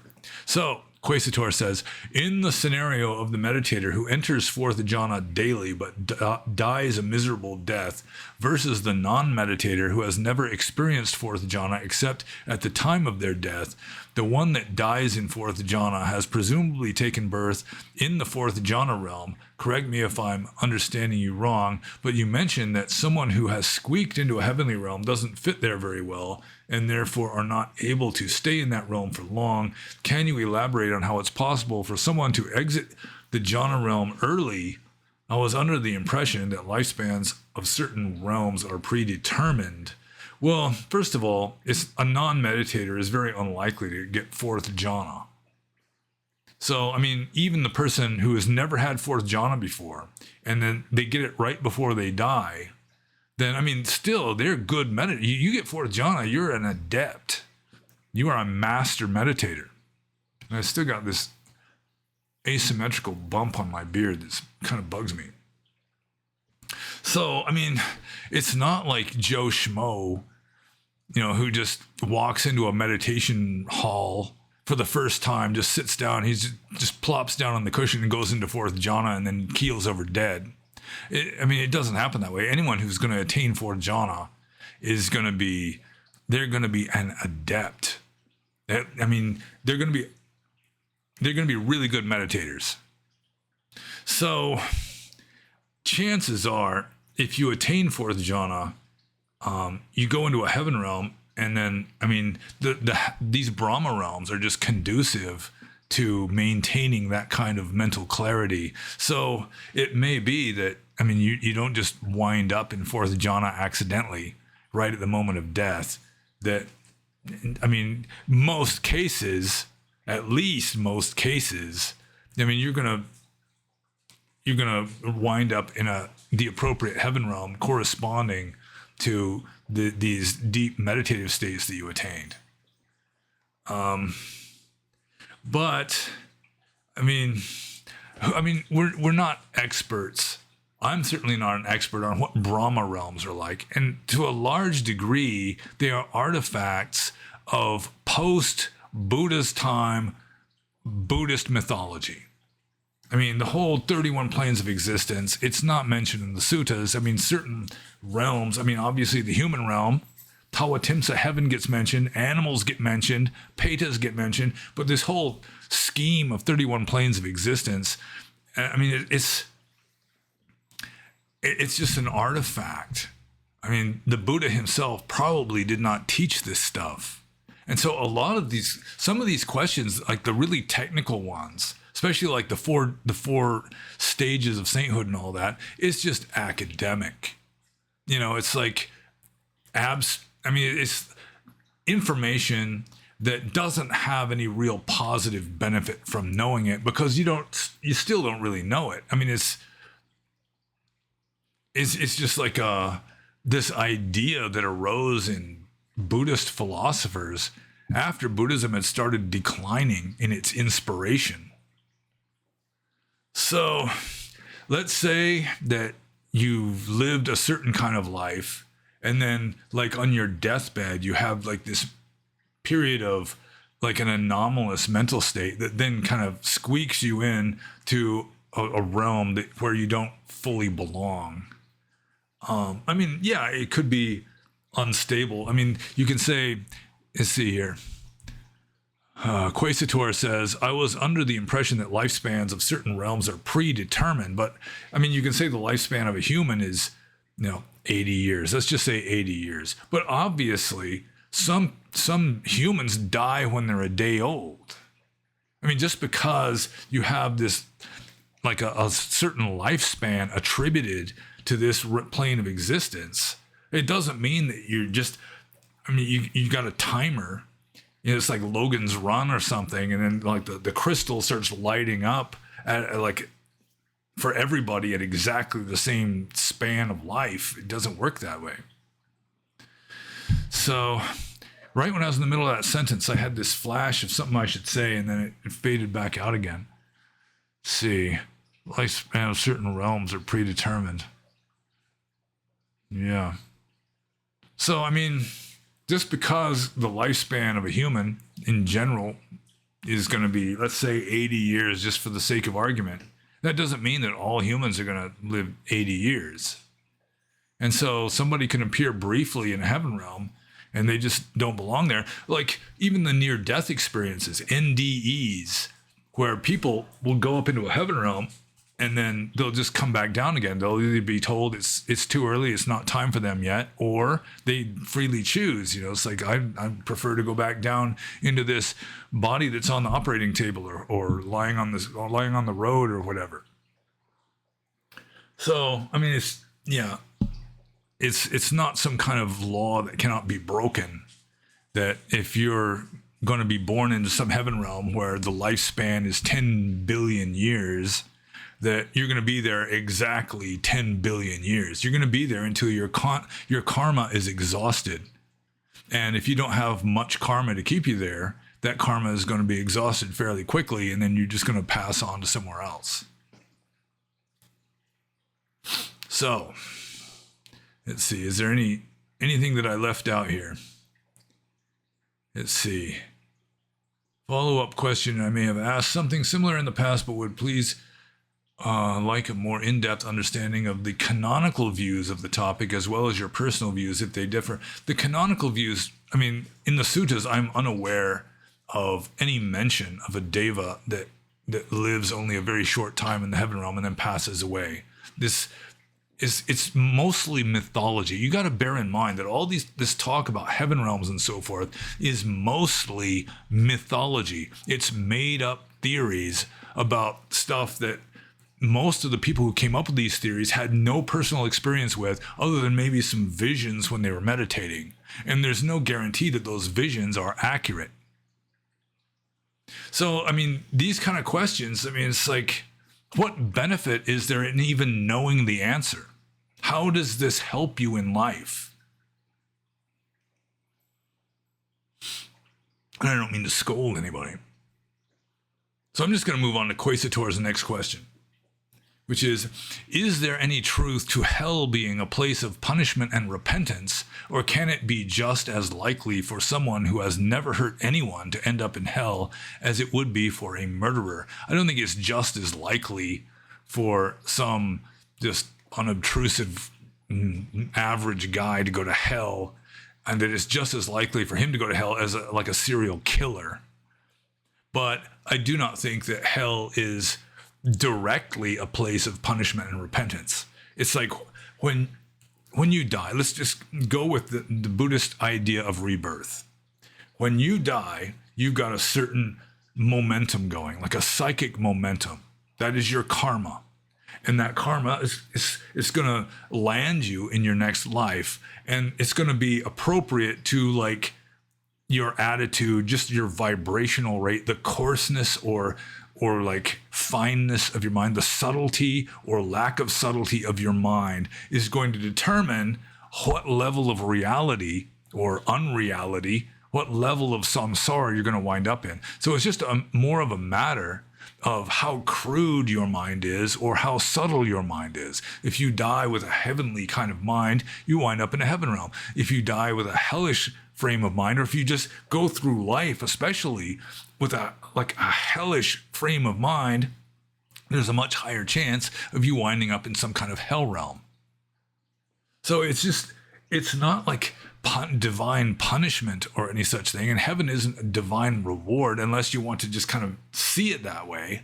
It's just sort of like a side effect even, but really it's just the world that you wind up in, the version of reality you wind up in is just like mirroring the state that your mind is in. I mean, you're creating your reality. And so someone with just a really crude, fucked up mind is going to create a crude, fucked up hell realm to live in. Someone with a wise, virtuous, like subtle kind of a mind is going to wind up in a more heavenly kind of realm simply because their mind is skillful enough to create that kind of reality. So I think I'm just going to move on to the next question. This is from PSA. And PSA says, how do you feel about Myanmar recently entering the VIP club of level 4 do not travel countries? It's now the same category as notorious bad boys such as Afghanistan, North Korea, Venezuela, and Somalia. I would just wonder what your feelings are about this, considering you lived there for a huge part of your life and you successfully pursued spiritual development there. Does it arouse any sentimental or emotional reaction in you? It's also the only Buddhist country on the level 4 list. How do you think Buddhism can influence the current state of social and political affairs in Myanmar? What role does it play in it? Well, this is like two questions, doesn't it? This is like two different questions. I got to separate these. Okay, so the first question.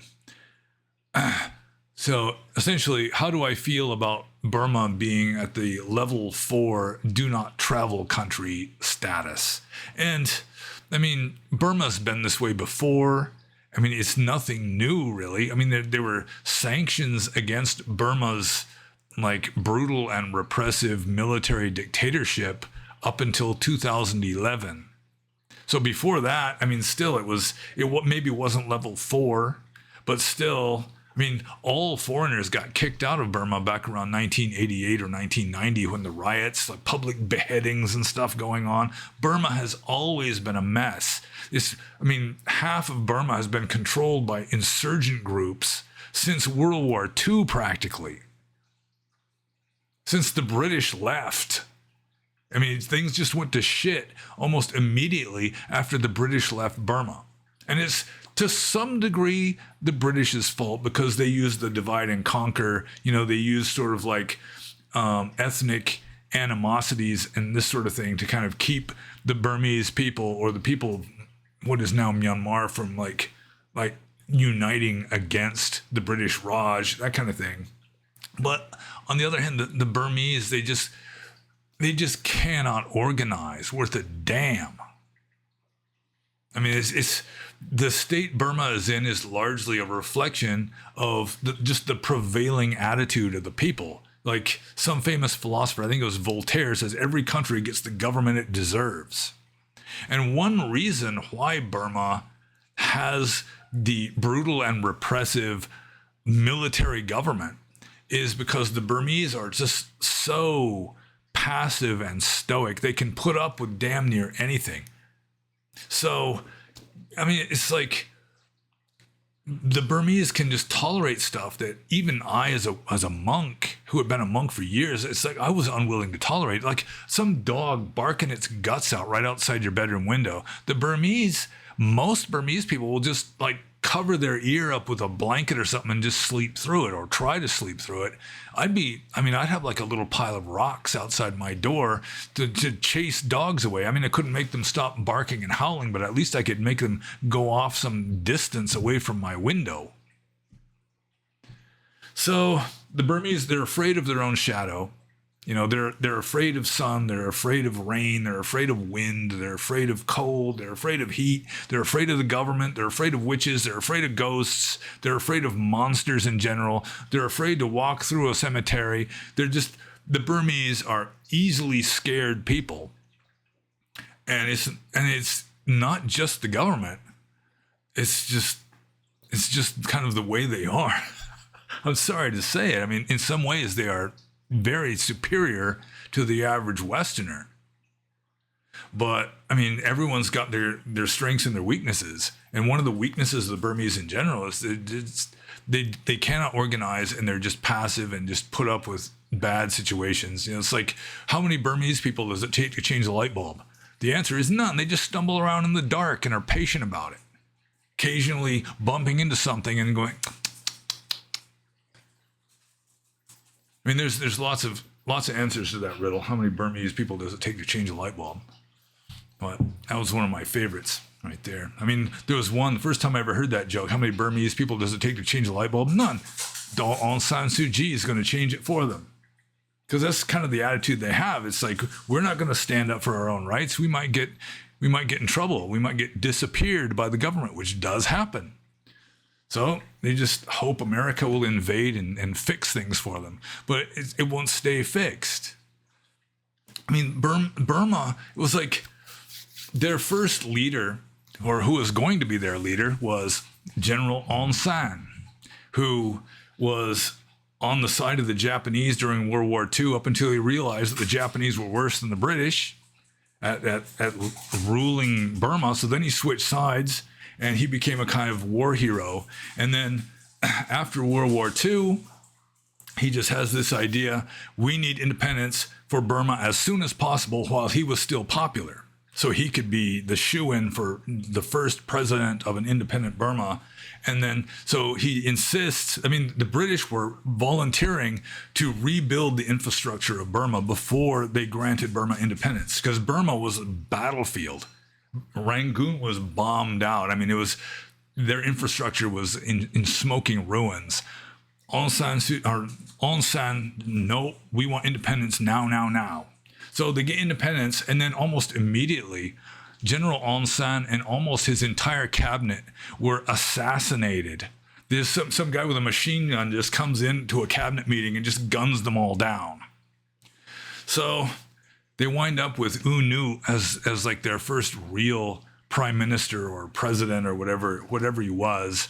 And he was just incompetent. He was a good guy. He was having like coconut plantations planted all over Burma, because the Min Mahagiri, the Mahagiri Nat, who's this deva in Burmese folklore, likes coconuts, and so that's what he was doing. And the country was just falling apart.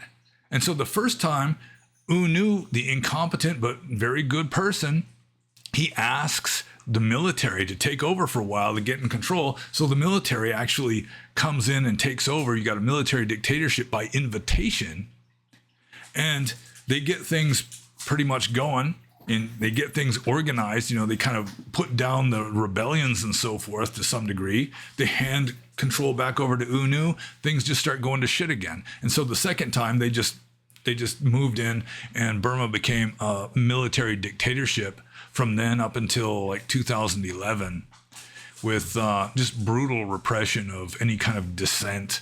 There was one time when there were college students were protesting at the University of Rangoon, the biggest university in Burma. The students were protesting in like the student union building. The army just comes, they chain all the doors closed, put dynamite all around the building and just blow up the building, just kill everybody inside. And of course, people just stopped protesting because they were scared. And it's just the way it's been. When I was in Burma, one thing that I would think about sometimes that was kind of a worrisome thought is just secret police showing up at my cave saying, come with us. I'd think about what I was going to do in that kind of situation, because that kind of thing can happen. So, yeah, Burma's always been messed up. Ever since it got independence from the British, it just took a nosedive. And 2011, it was like the generals just took off their military uniforms and put on like business suits or just lay clothing. And the government didn't change all that much. They had to change the constitution a little bit, but the army still retained like 60% of control of parliament or this kind of thing, so that, they still got to have most of the authority.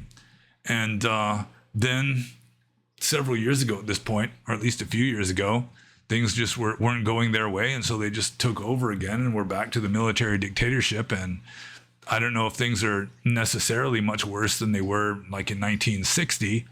In 1960, there was like insurgent groups like fighting in the streets in like major cities in Burma. It's just been this way for a long time. So it really is no surprise to me, and it really doesn't bother me all that much. I have no intention of going back to Burma anyway. I am sorry that it's that way, but that's just the way it has been. So, PSA's next question. Oh, this is like the follow-up on the first one. It's also the only Buddhist country on the level 4 list. How do you think Buddhism can influence the current state of social and political affairs in Myanmar? What role does it play in it? Well, to some degree, it gives them this passive equanimity where they're willing to just put up with anything. That's part of it. It just results in a kind of passive fatalism to some degree. And Buddhism doesn't necessarily cause passive fatalism, but to some degree it does in Burma. But I think it's more of I think the Burmese might be this way regardless of what religion they follow. And it could be partly because of a centuries-long tradition of just brutal governments just trampling the people with hobnailed jackboots, so that the people are just cowed, and they have to really be pushed beyond all endurance for them to really rise up, because chances are if they rise up, they're just going to be gunned down in the street. So I'm just going to move on to PSA's third question, which is as follows. You said ChatGPT cannot become enlightened. Is it because it doesn't have a body? In order to become enlightened, we need to have a body that serves as a witness of eradicated impurities and sankharas. Maybe let's forget about ChatGPT because it will only complicate matters further and lead to confusion. Could you please focus strictly on the necessity of a physical body to serve as a witness in order to reach enlightenment? Is this a correct assertion? Well, according to Buddhist philosophy, you do have to have some kind of body, but it won't necessarily be physical in the sense of this version of reality. Like I've mentioned in a previous Q&A, ghosts are not non-physical beings. They just have a physical body that is at a cruder level, like a cruder vibratory rate, a cruder frequency than ours. There's just different subtleties of matter, and like a Brahma is going to be a very refined, subtle form of matter that's very different from this. It may seem immaterial to us, but it's just their own kind of matter. And so you have to have some kind of form in order to become enlightened. There has to be some kind of form. It doesn't necessarily have to be what we would consider to be a material body, but there has to be kind of like boundaries, some kind of form. So with regard to ChatGTP, it's not because it doesn't have a body. ChatGTP has a computer as its body, just like our thoughts have a brain, and the brain contained in this body, in this version of reality, that's how our mind arises. ChatGTP has like a computer or a group of computers as its body. And I think I keep calling it GPT, and it's GTP. I don't know what the letters stand for anyway. But it's not that ChatGTP can't become enlightened because it doesn't have a body. It can't become enlightened because it is not sentient.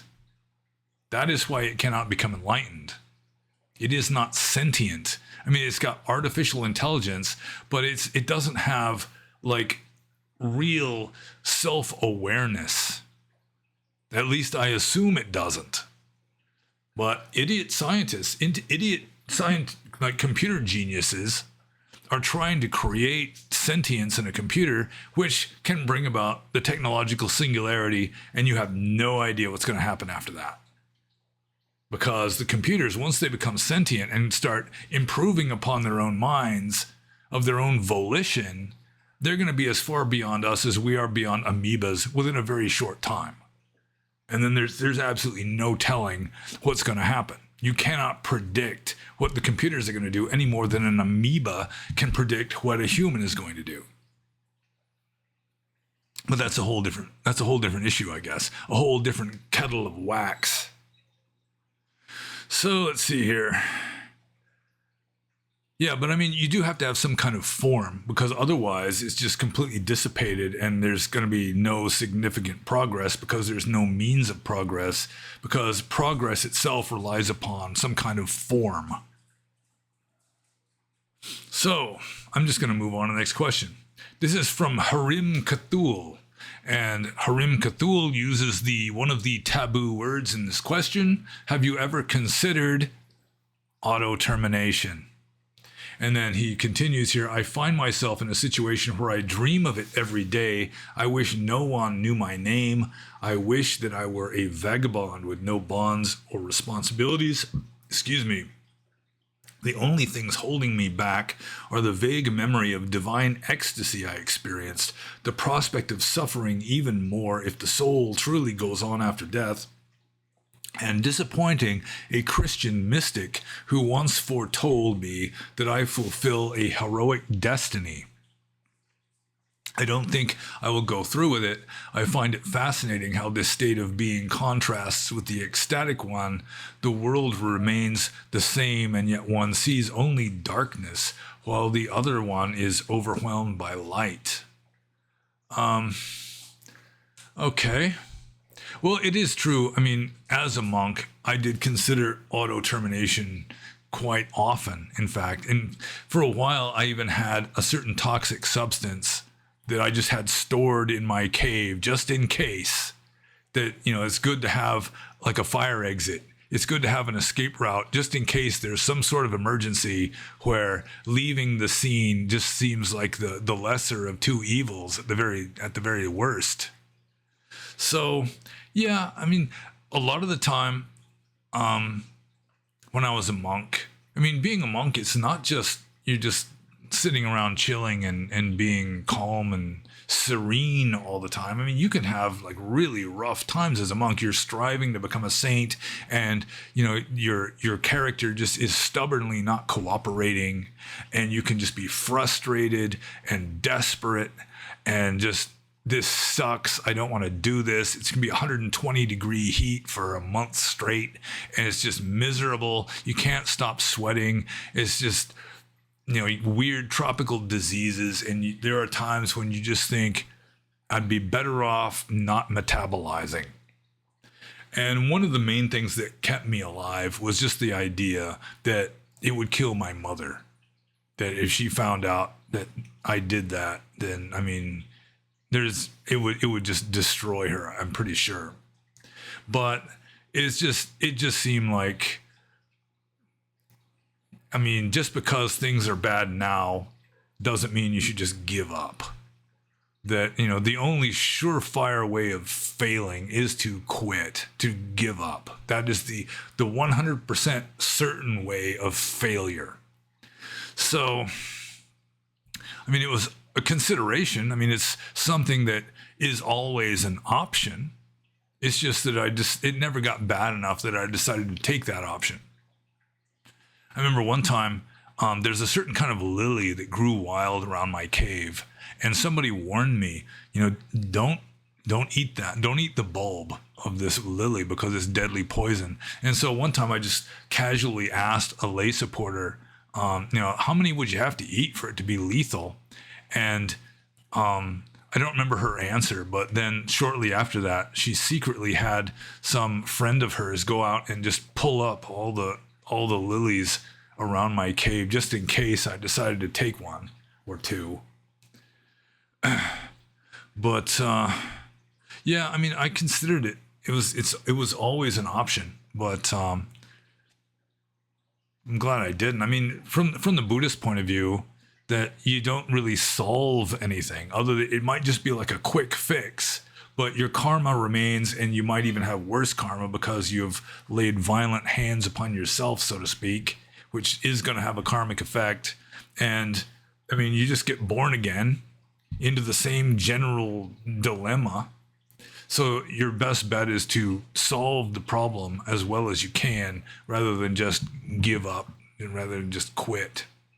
Because, I mean, even giving up and quitting, it's just landing you. I mean, it might give you 9 months vacation inside a new mama's belly, but still you're just going to be reborn into the same shit. So you're better off learning to deal with it.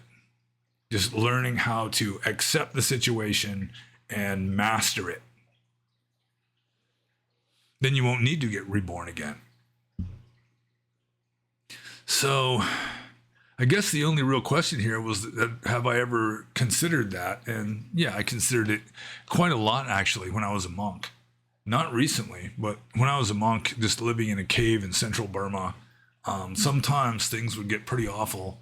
And, I would consider it. I had like an escape plan, but I never took the escape plan.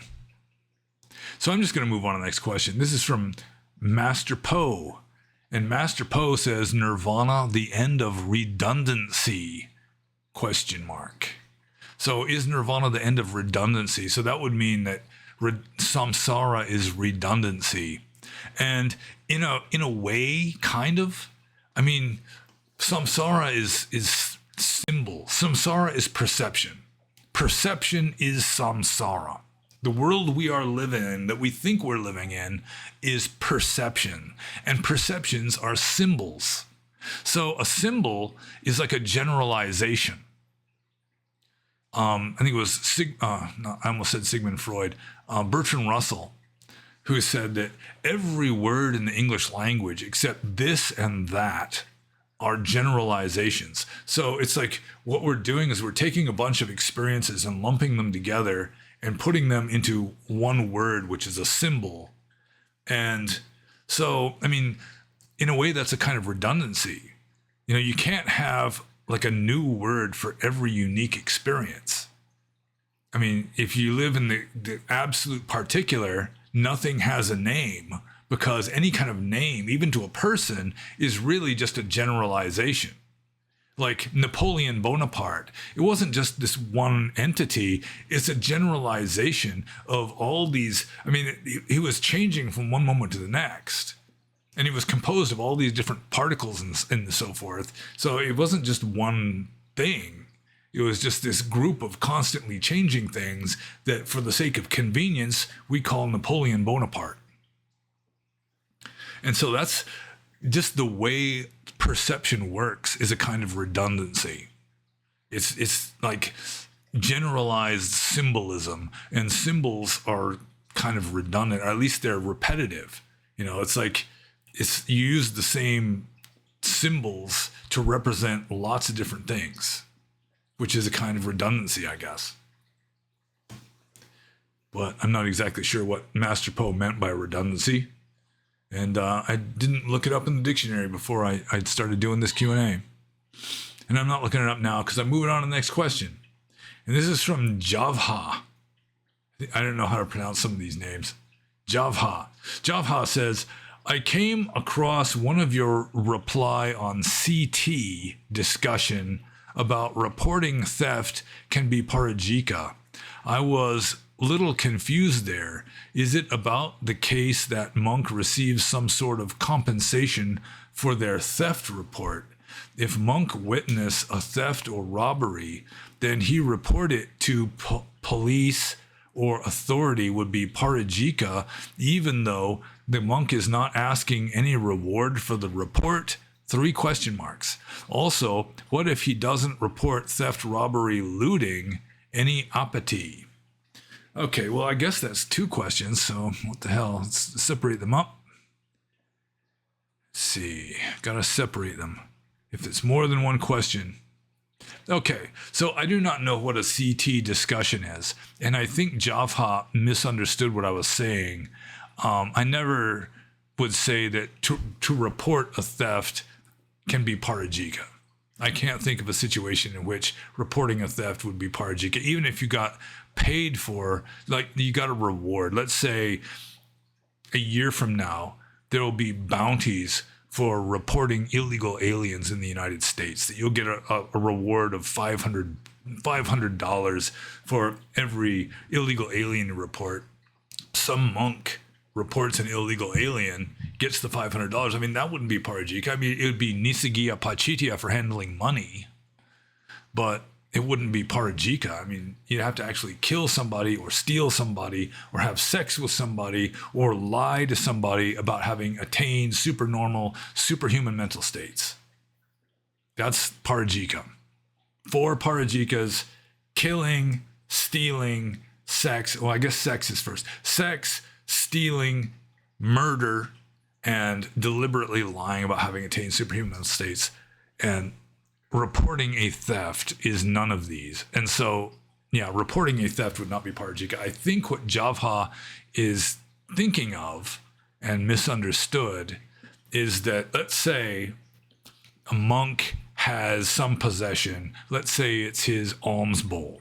And let's say a thief steals his alms bowl. If that monk snatches it back from that thief, that monk can be parajika for stealing from that thief, because the monk isn't supposed to own property. So he shouldn't have personal property. So in a way, that bowl wasn't really his personal property. The monk wanted to steal it, then.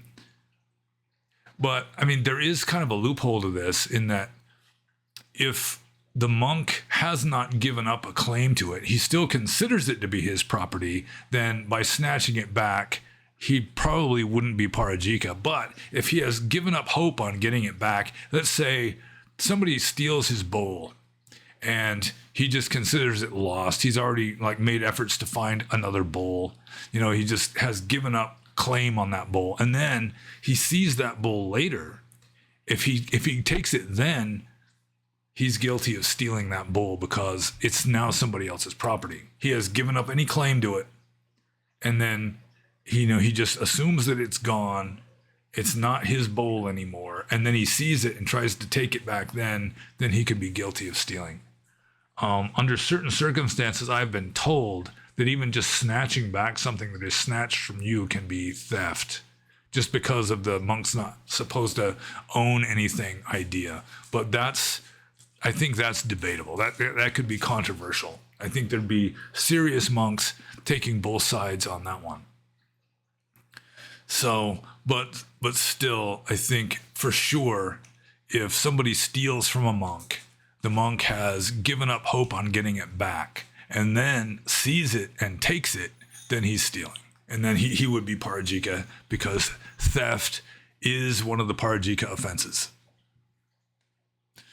So the next question, let's see, also, what if he doesn't report theft, robbery, looting, any apathy? No. I mean, not doing anything is never against the rules. I mean, no action is morally neutral. You don't break a rule by not doing anything, and except for maybe in certain cases, a monk that grows his fingernails too long, then if the fingernail sticks out past the meat of your finger, then that's considered to be too long. That can be an offense. So the monk can just sit there and not do anything and let his fingernails grow until it's an offense. I mean, something like that maybe, but even that would be morally neutral. Inaction in Buddhism is morally neutral. I've already discussed this earlier on. You could just sit there and watch somebody drown, and you're not necessarily doing anything wrong at all. You could watch the trolley run over the 10 people instead of pulling the lever so that it only runs over one person. You'd actually be doing worse by pulling the lever from the point of view of just ancient Indian Buddhist ethics. And a lot of modern Westerners won't like that because it goes against their culturally conditioned ethical code. It doesn't matter, so what? So I'm just going to move on to this question. This is from Kasa with a K.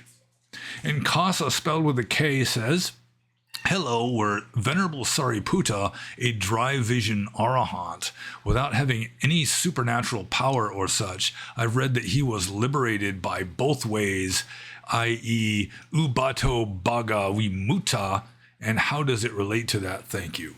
Well, that's kind of like two questions, isn't it? I got to separate them. We're probably up to 50 questions at this point.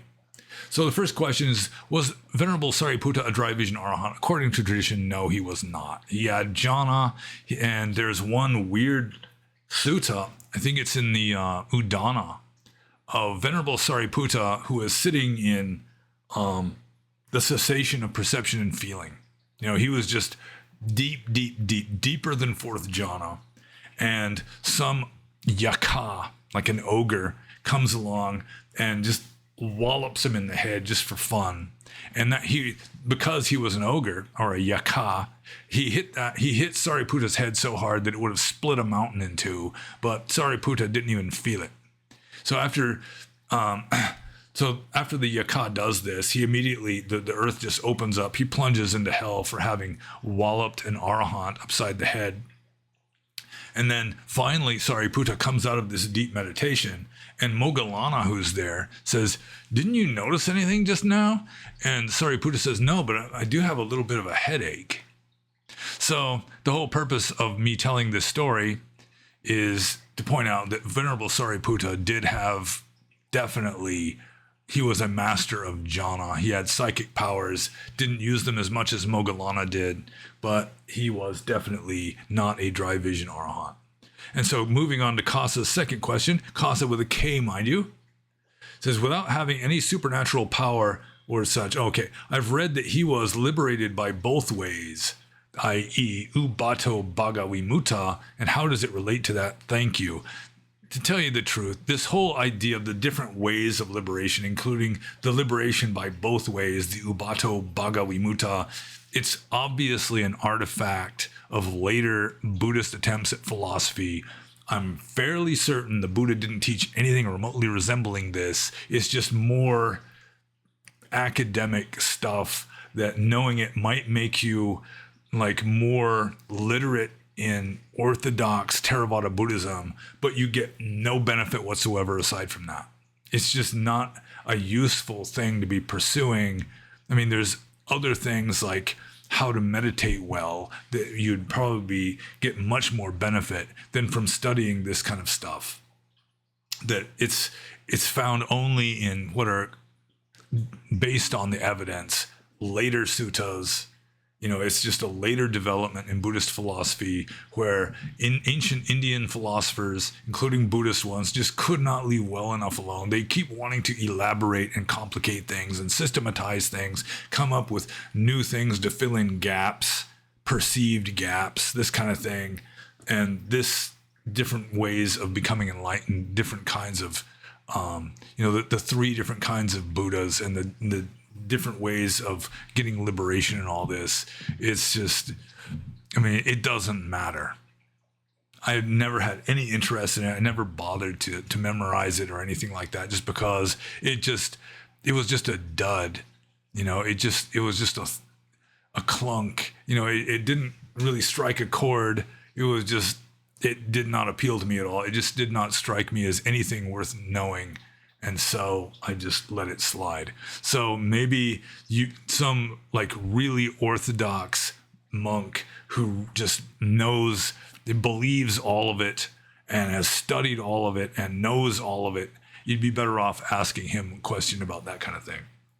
But according to tradition, Venerable Sariputta definitely had jhana. And so I'm just going to move on to the next question. This is from Avenity. And we've already been going for 2 hours. This is going to be at least 3 hours. I just have this feeling.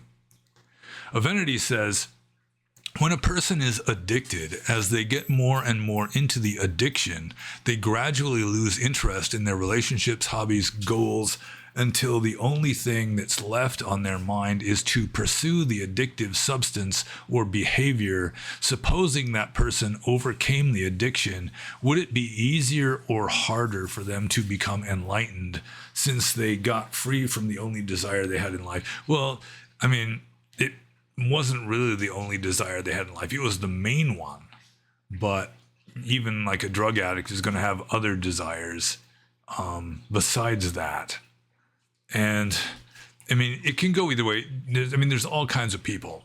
Some people that have been addicted to something. I mean, even Dhamma can be an addiction. I mean, that's largely how people can become enlightened through practice, is they just lose all interest in everything else. They just become obsessed with practicing Dhamma and becoming enlightened. And that becomes like their last big addiction, their last big attachment. And then finally, they're able to break that attachment, and then it's easy, relatively speaking, even effortless. So in a way, it's kind of almost like a worldly, unskillful equivalent, the dark side of just theomania, just being addicted to religion. So with some people, I mean, who have some root in wisdom, have some insight, then yeah, if they've been addicted to something, then and they break the addiction, then they can apply that to breaking the addiction to just living in samsara, the addiction to worldliness, the addiction to, craving and desire. They can just sort of use the same kind of attitude to break that addiction, and then it can really help them. Whereas some people, they just don't have much wisdom, much insight. They just break an addiction and then they just become addicted to something else. Like, there was an old saying, the only cure for dipsomania is theomania, which means the only cure for alcoholism is to find religion. You're just replacing one attachment with another one. Carl Jung said something similar, where he's saying that, if you eliminate some mental attitude or force in your mind, it has to be replaced by one of equal intensity. So maybe you break the addiction to a drug or whatever, or sex or whatever it is, you replace that with an addiction to Dharma, then that can help you. Or just the insight you get, the experience of knowing how to break an addiction to a drug or whatever it is, can then help you to break the addiction to worldliness or just samsara in general. But not everybody's going to have that wisdom, so it depends on the person. But I'm not sure if it's going to make it harder for anyone. Just the ability to break an addiction is a good thing, but whether it will be used in a higher, more spiritual sense or not depends on the individual. So let's see. I'm just going to move on to the next question. This is from Michael. And Michael says, could you do a talk on the relationship between Buddhism and Stoicism? And I really don't know enough about Stoicism. I do think that Buddhism would come closer to cynicism, like classical cynicism, than Stoicism. Like cynicism was like the predecessor, the forerunner, the prototype of Stoicism. And it was more of a renunciation like Buddhism is. A Stoic or a cynic philosopher like Diogenes, in a way, they were like a homeless ascetic, like an early Buddhist monk. They'd just wear rags and beg for food. I think the cynics were allowed to beg for money, but they weren't supposed to get rich doing it. Probably just beg for enough money to pay for your food that day. So I do think that the relationship between Buddhism and cynicism would be more interesting. The Stoics took the best philosophical aspects of cynicism and kind of did away with a lot of the actual practical aspect of renunciation of the world and all that. But I really don't know enough about Stoicism to give an intelligent, educated talk about it. And so I'm just going to move on to the next question. This is from Thermal Squid. And Thermal Squid has got some long questions here. Or rather, he's got a short question followed by a long comment on the question. And at least in this first case, it will help to understand the question. So I guess I'll read the entire little paragraph following the question here. So Thermal Squid says, are there elements of predestination in enlightenment or Buddhism? And that's the question. Are there elements of predestination in enlightenment or Buddhism? And then as a kind of explanation of what he's getting at, he says, I have thought about this in relationship to other spiritual systems, speaking of souls or people who are just intrinsically doomed to hell or non-salvation, such as the Gnostic Heilig, the eternal destined suffering of some jivas in Dvaita Vedanta, and then finally the Calvinist ideas of predestination. It seems to me that the notion of people or beings who are intrinsically trapped without any way of escape is found especially in ancient polytheistic religions too, or at least resigned to a poor fate and afterlife. I feel that Buddhism has retained some of these elements in some ways, such that I cannot think of what will happen or occur to most in the world, that some people's karma totally traps them, and that it's a rare miracle that they could escape. And in respect to the tendency or ability to be able to hear or receive the Dhamma and progress in meditation being unqualifiable until one is completely enlightened, etc., I am suspicious that karma actually plays a major role in your ability to become enlightened, and that enlightenment must be the esoteric of the esoteric in the way that you and the early texts describe. For some people, it really is a better luck next time issue, or even worse, because there is no finitude of beings. Agnosis is seemingly generated or established eternally. This thought concerns me greatly. Much like the metaphor of the wind blowing through the window, there isn't anything we can do but open it up or pull back the drapes. In that way, enlightenment as an attainment seems completely arbitrary. Well, let's just go way up here to the actual question. Are there elements of predestination in enlightenment Buddhism? First of all, I would say the Buddha did reject determinism. Like the Ajivakas were determinists. The Ajivakas were like a spiritual philosophical school in the Buddhist time. They're now extinct, but they were strict determinists. They believed that you're going to live something like 84,000 lives from start to finish, and then that's it. You know, it's just all predetermined, just all cause and effect. The Buddha rejected that, said it was a wrong view, that you make bad karma for yourself by believing that. But he also rejected free will, so that he pretty much rejected both obvious alternatives. On the other hand, there is some predestination in Buddhism, in that Buddhas can make prophecies of the future. And I gotta get rid of this little pop-up window. So a Buddha can make a prophecy of the future. Like any Buddha has to be prophesied to be a future Buddha by some previous Buddha. So in order to be a Bodhisattva from the Theravada point of view, there has to be like what's called a Bhyadate in Burmese, where a Buddha is going to single out this person and say, in a future age, you are going to be a Buddha called such and such. And, he'll give a few details of the life of what this person is going to become when he becomes a Buddha.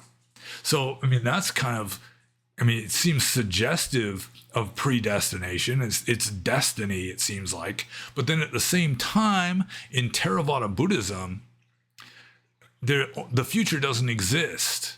So like a Buddha, any kind of being with like clairvoyance or whatever, cannot see into the future, because the future is just flatly non-existent, according to Orthodox Theravada. And so according to the commentarial tradition, what the Buddha does is he uses his omniscience to extrapolate. But it's kind of hard to extrapolate something that's going to happen, eons in the future on some distant future Earth. So it's not a very good explanation. I think the Sarvastivadin school of Buddhism maybe were a little more correct with a more Einsteinian view of time. But still, predestination is out. I mean, in the strict sense of just strict determinism. But then Thermal Squid is, I mean, his commentary is seems to be going in a different direction than just asking about like predestination.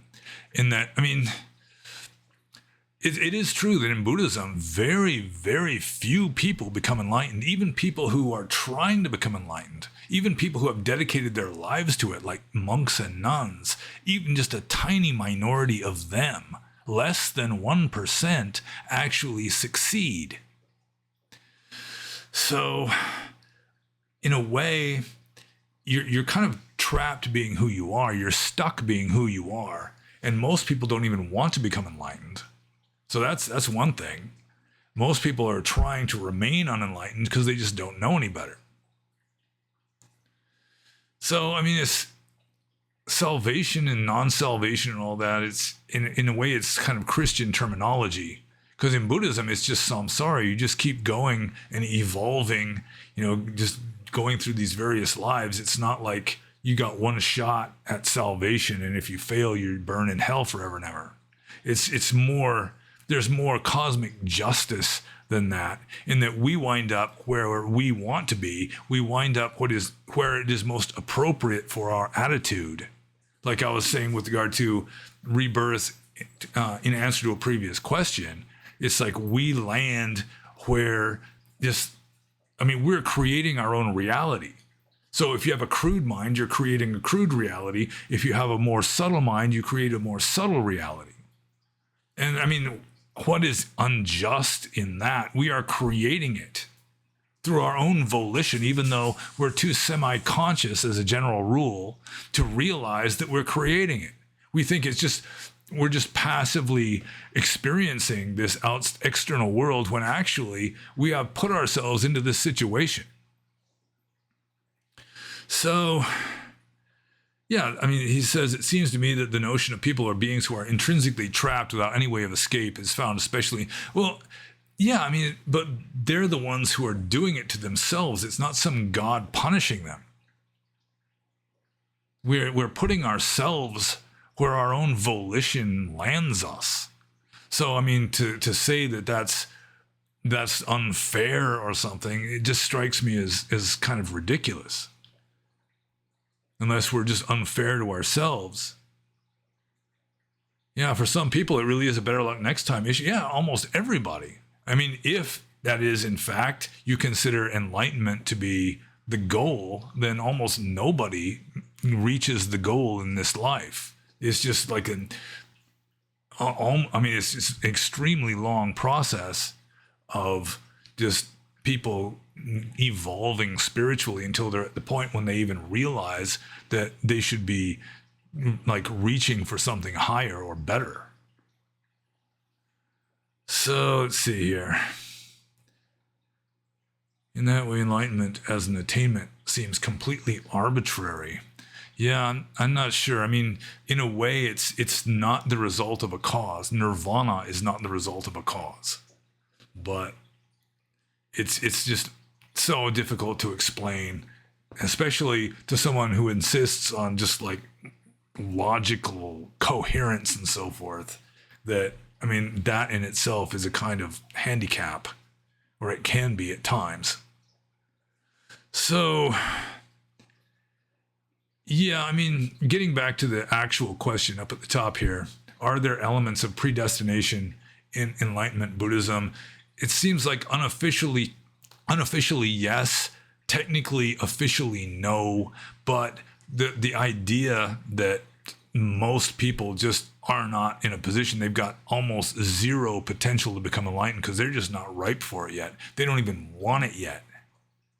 That, yeah, I mean, it just seems to be like a fair description of the actual situation, and whether it's just or not, it strikes me as almost nonsensical, because we're doing it to ourselves through our own volition.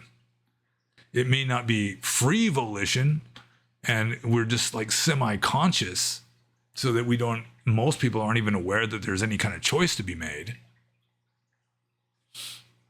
But I mean, even like the average person, like the average lay Buddhist who isn't even trying for full liberation, they can at least try to live a virtuous life and wind up in, in a better situation than the one they're in at this moment. But for example, let's say you've got someone born to a crack addicted black prostitute in Detroit, and they just have the cards. I mean, they just got dealt a shitty hand from the beginning. They have no exposure to Dhamma, and even if they did, it would just strike them as bullshit.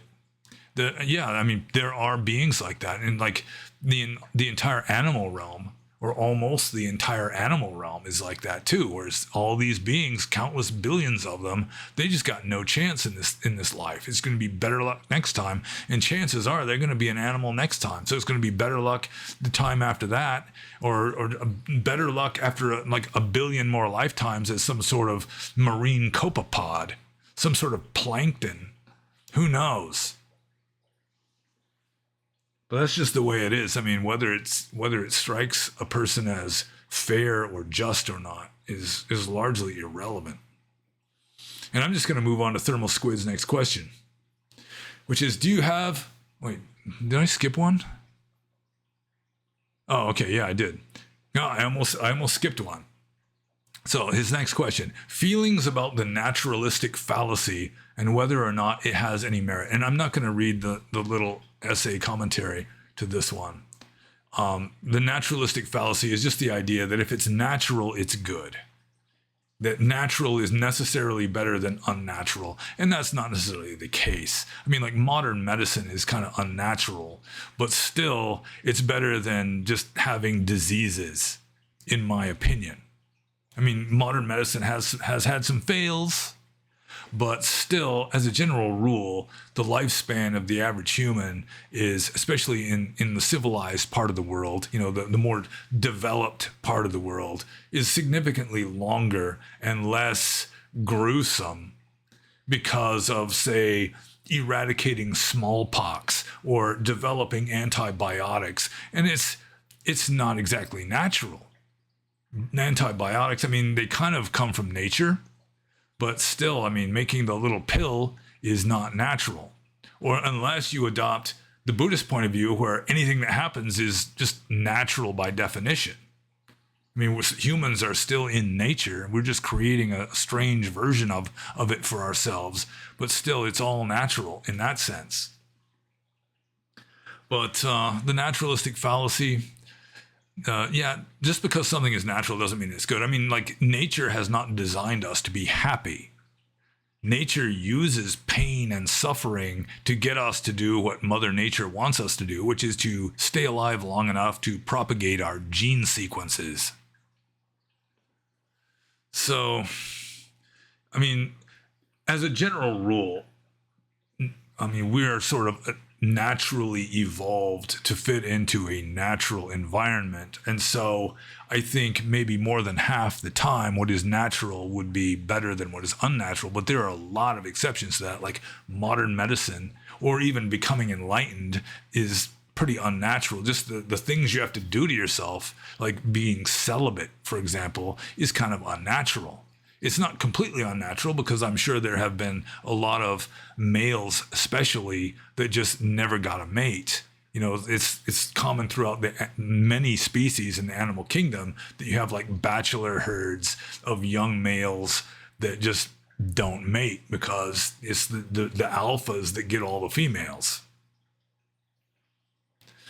So, yeah, I mean, nature really is not designed for us to be happy.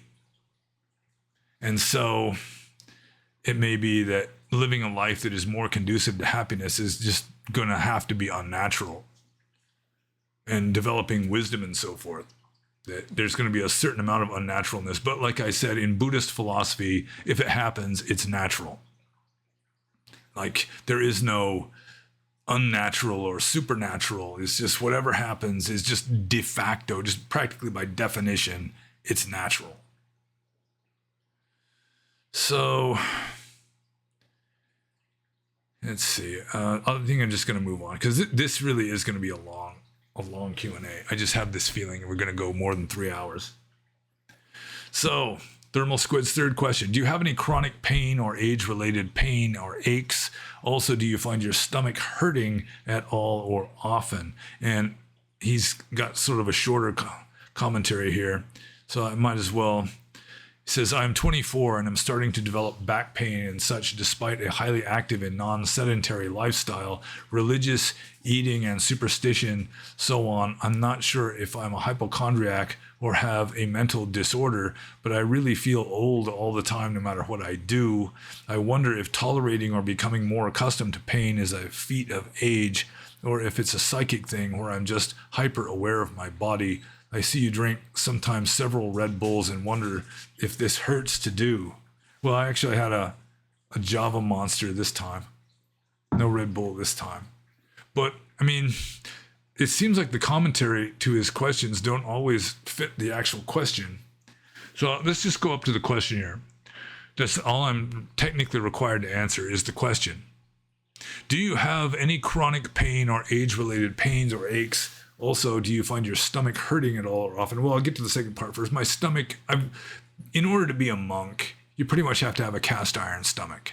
So my stomach usually, it doesn't hurt. Almost never do I have stomach aches.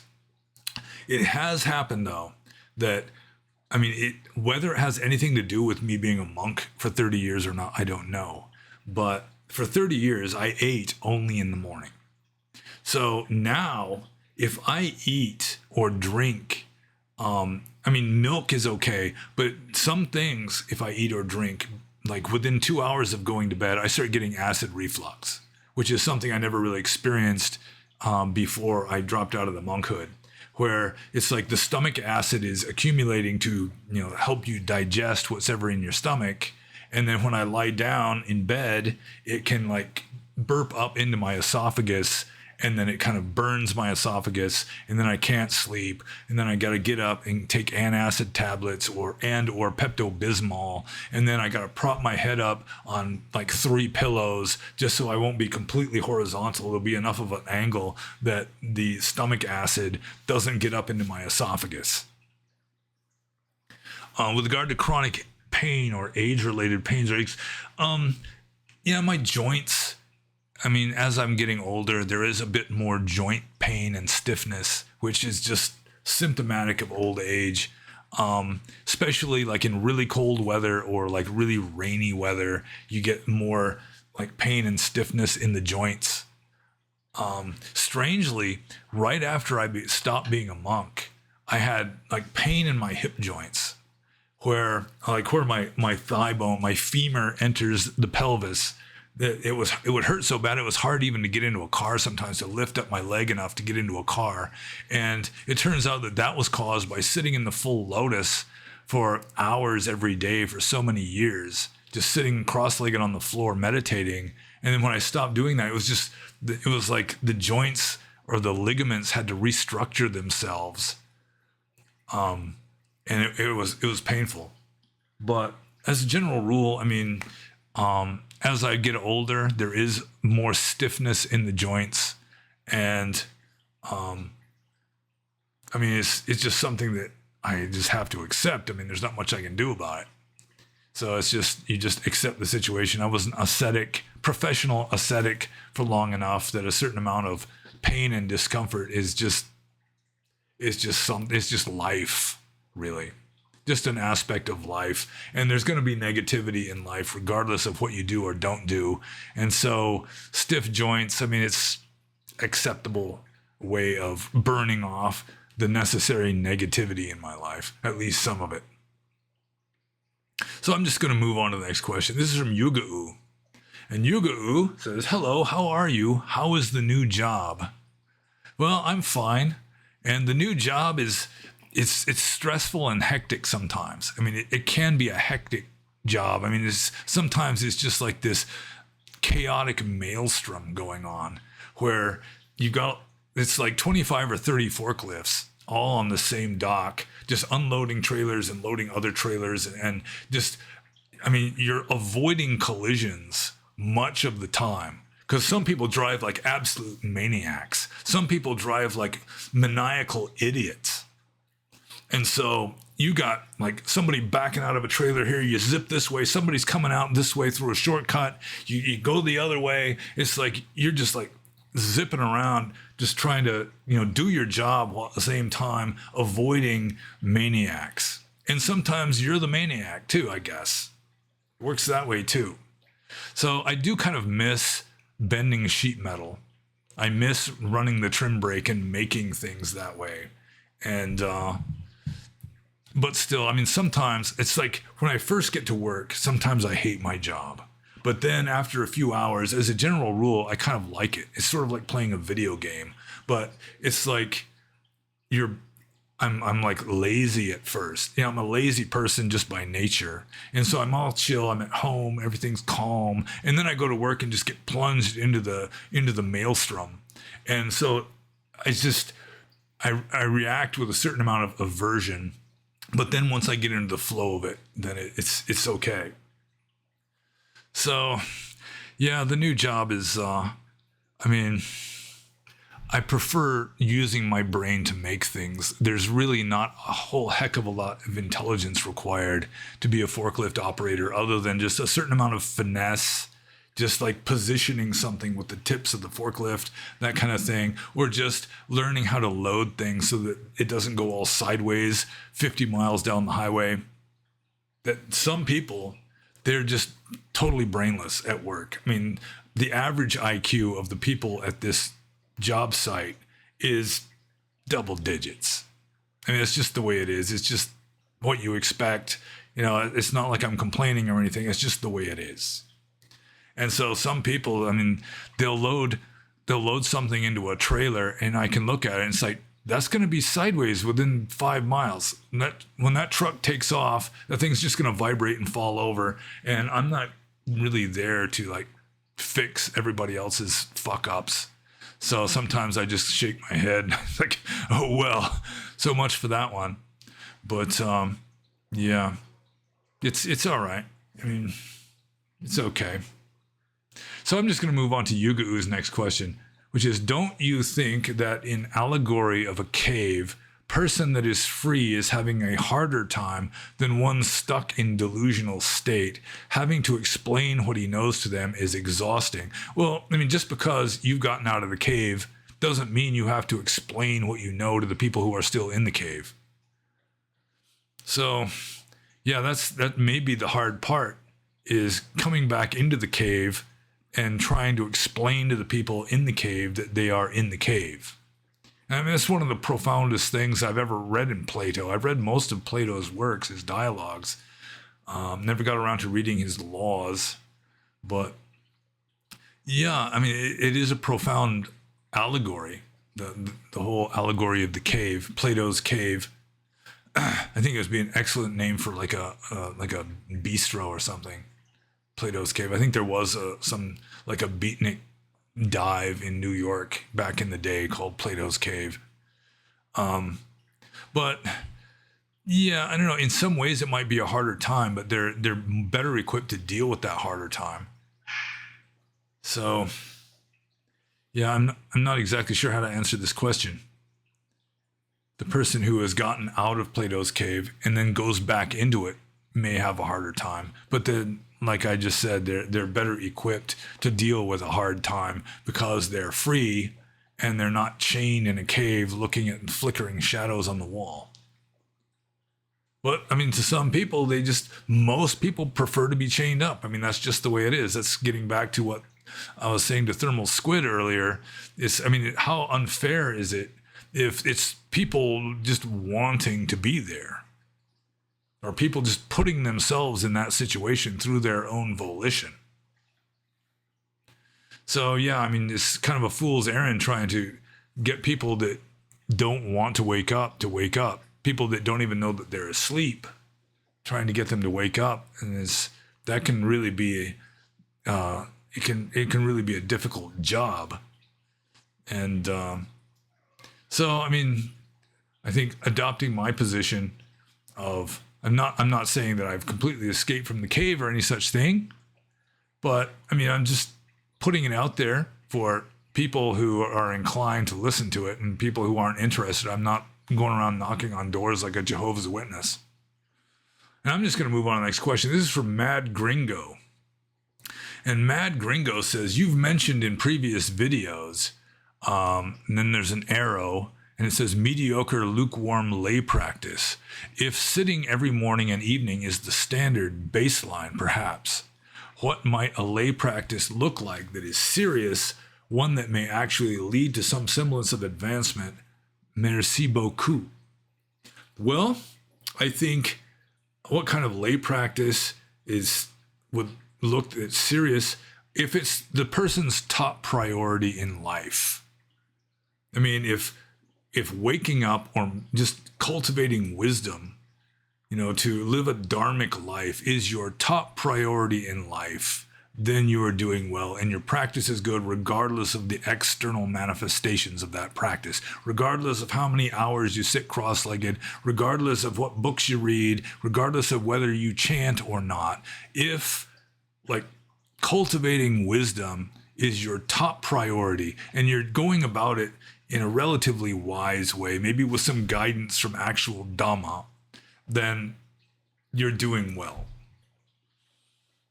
But if you've got other priorities, like practicing Dhamma is like third or fourth on the list, then it doesn't matter how many hours you sit.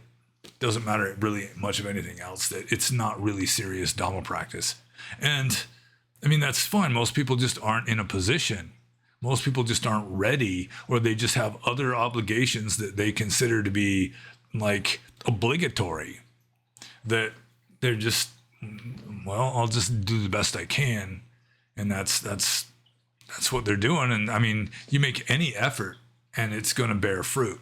Any effort's going to have results, even if it doesn't seem that way at the time. But really, I mean, serious Dhamma practice for anybody it's your top priority. So I'm just going to move on to the next question. This is from Fred. And Fred says, how does Prakrit match up with Pali? And I'm not exactly sure what he means by Prakrit, because Pali itself is a Prakrit. That Prakrit is like Indic languages derived from Vedic Sanskrit that were spoken like in ancient up to medieval times. So any language that is evolved from Vedic Sanskrit, any Indic language spoken in ancient or medieval times in India would be Prakrit. And so Pali would be Prakrit. The Magadhi that was the precursor of Pali, that the Buddha himself presumably spoke, was definitely Prakrit. Maybe Fred is referring to the language of the Jain texts, which is another kind of Prakrit. How does it match up? Well, I mean, how does Spanish match up with Italian? I mean, I don't know. How does Spanish match up to Italian? I mean, it's a kind of question that I'm not sure how to answer. But Pali itself is a kind of Prakrit, that any language derived from Sanskrit that was like a spoken language, not classical Sanskrit, that wouldn't count as Prakrit, but just like the language that the people were talking, that language was evolved from Vedic Sanskrit. The Indo-Aryan invaders, the language that they were speaking, then it counts as Prakrit. And I'm just going to move on to the next question. This is from Julius Caesar. I think I'm not exactly sure how to pronounce this. It's Julius Caesar, I think. And Julius Caesar says, why the Buddha didn't become awakened through meditation taught by his two previous teachers, did he invented a new form of meditation? And yeah, I was mentioning this earlier, and I've mentioned this in a few Q&A videos previously, that you've got the legend where the Buddha renounces the world. He wants to become enlightened.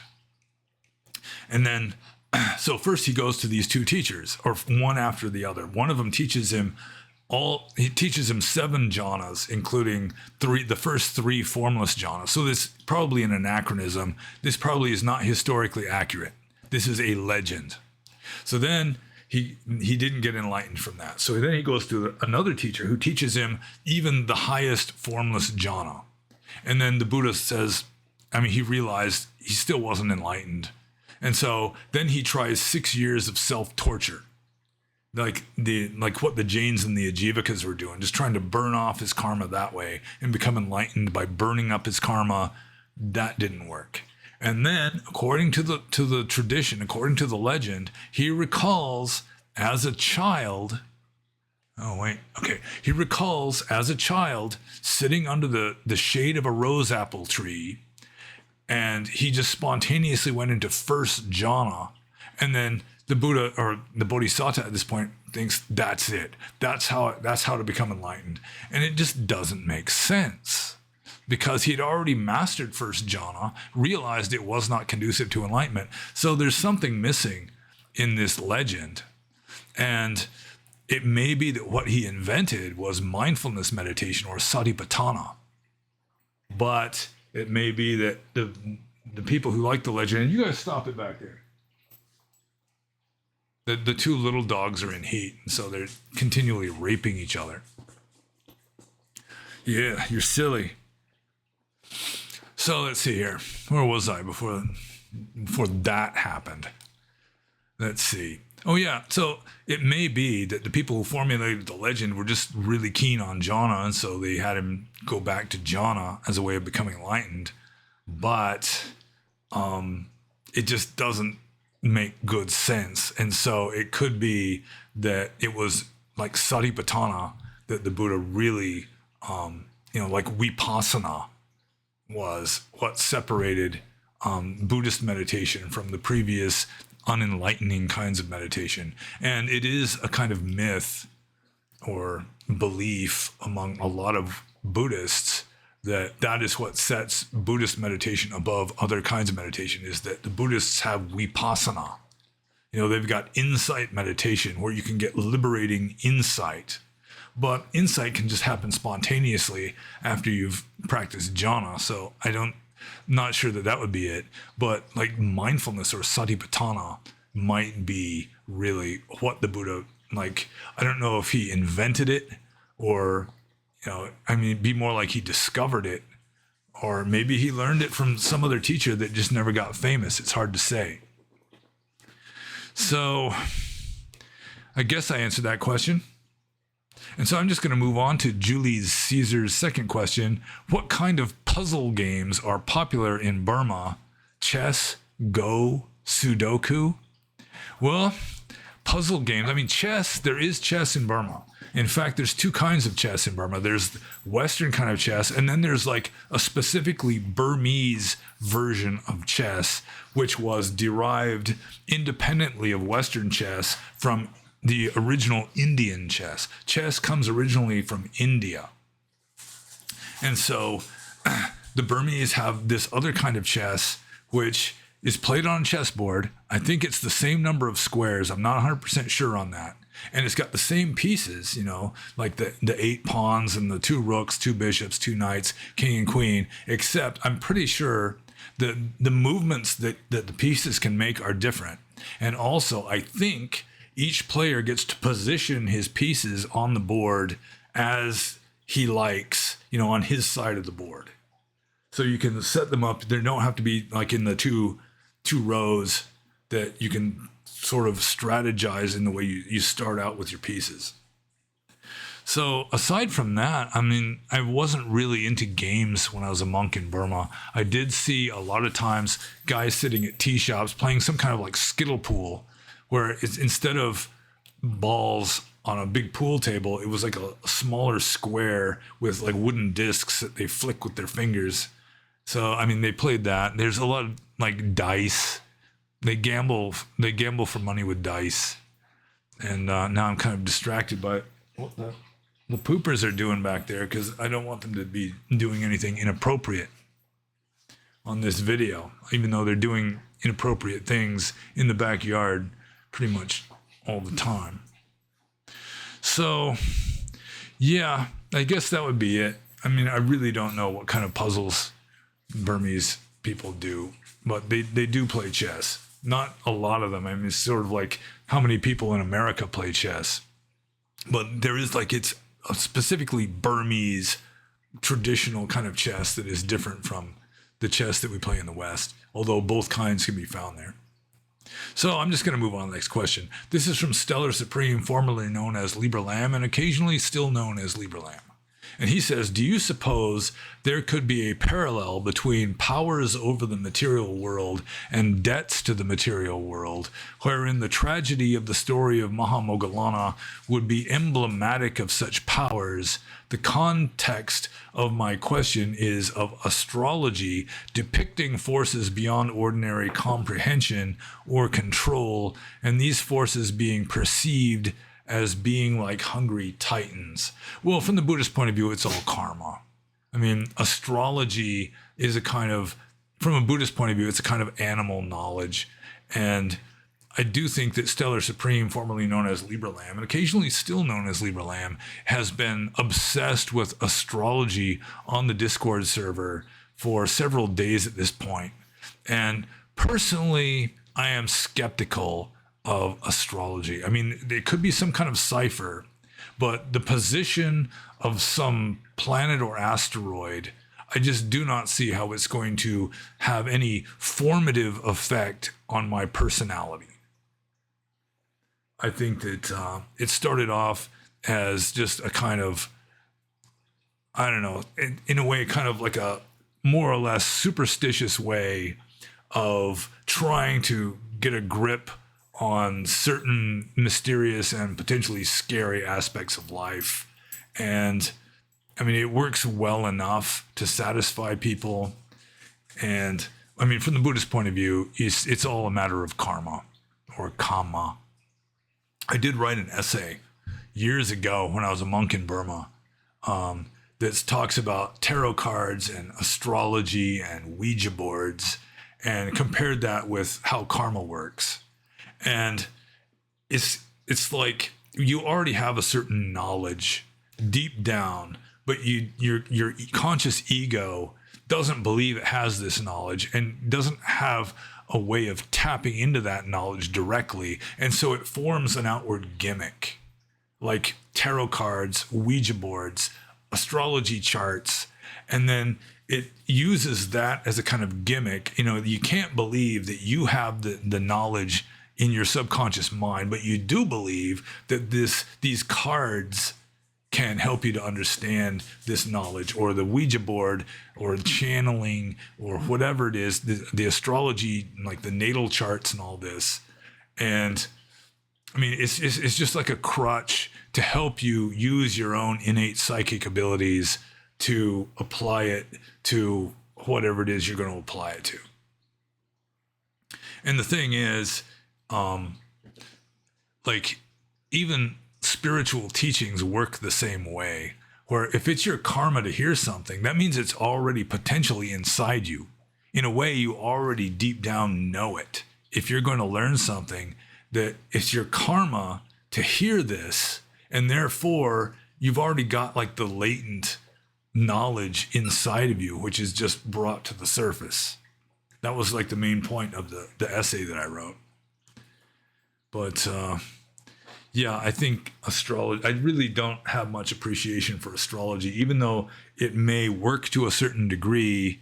In a way, it's like a cipher for something else, because I really cannot comprehend how the position of some asteroid in the asteroid belt, for example, is going to have any effect whatsoever on my conscious mind or my destiny, anything like that. Maybe like seasons, but even, I mean, astrology is kind of messed up. Like, due to a phenomenon called precession of the equinoxes, that a Leo, like I'm a Leo, but I wasn't born under Leo. The sun was not in Leo when I was born, because precession of the equinoxes has everything shifted by at least one sign. So technically, a Leo is now born in Virgo. So either Leo's now or Leo's and Virgo. It's like, how does this work? Now I'm confusing myself. So what a Leo used to be is like what a Virgo is now, or vice versa. Just because either that, or it's not the sun sign at all that's doing it. Because, as I say, Leo isn't born under the sun sign, isn't when the sun is in Leo anymore, due to precession of the equinoxes. So, yeah, I mean, it would take somebody to really just back me up against a wall, and just through sheer force of reason and logic, to just convert me over to thinking that astrology is legit. But again, we Leos are naturally skeptical. So that's probably the thing that I'm having right now. And I'm moving on to a different question. Well, should I move on to another question? I mean, did I do justice to Stellar Supreme, formerly known as Libra Lamb and still occasionally known as Libra Lamb's question here? Do you suppose there could be a parallel between powers over the material world and debts to the material world? I don't even fully understand that. Which is, it's a common predicament when Stellar Supreme, etc., asks questions, because he's just this strangely cerebral type of person. Oh, yeah, but I mean, going within the context of Buddhism, the whole deal with Moggallana, I mean, it was not some powers over the material world other than Moggallana's own karma, plus indirectly the karma of the people that were bound to murder him. So I'm going to move on to the next question. And we are getting kind of close to the bottom, I guess. So yeah, it's already 3 hours. This could wind up being one of the longest Q&As I've ever done. And we really may have to shorten it down to like 2 questions each, even though most of the people haven't asked very many questions. It's just more people asking questions now, which is fine. You know, I'm not complaining. I mean, that's why we're here, right? Of course it is. So anyways, next question is from Raphael. And Raphael says, do you know Ajan Punnam's view on the eternal Chitta doctrine of his Thai forest tradition? And no, I have not heard Ajan Punnam discuss the one who knows, the mind that knows, this kind of self-view that Thai forest monks, many of them have. That it seems to be fairly common to have kind of an Upanishadic understanding of mind or chitta, that technically speaking is unorthodox and heretical, wrong view. But yeah, Ajan Punnam, he's never told me himself, and I've never seen anything on his videos. I don't watch I don't watch monk videos hardly at all. So I have not been exposed to his ideas on the subject, assuming that he has conveyed those ideas at any time. But I would assume it's not that different from what other monks ordained in the Thai forest tradition would say on the subject, which is that consciousness is a kind of crypto soul or self, sort of like the Upanishads say with regard to the Atman. The Atman is Brahman, which is essentially infinite formless consciousness. And it's not Orthodox Buddhism, but then again, I mean, I'm not an Orthodox Theravada Buddhist, but I can appreciate the early Buddhist idea of just not reifying the absolute. The name that can be named is not the eternal name. Trying to describe the highest truth is just a fool's errand. It is futility of futilities. And it just gives somebody something to cling to. You're better off just leaving it alone and just not trying to wrap your head around it. You can try to experience it directly through meditation, but you won't be able to really validly put it into words, even if you experience it for yourself. And I'm going to move on to the next question. This is from Arpad or RPAD.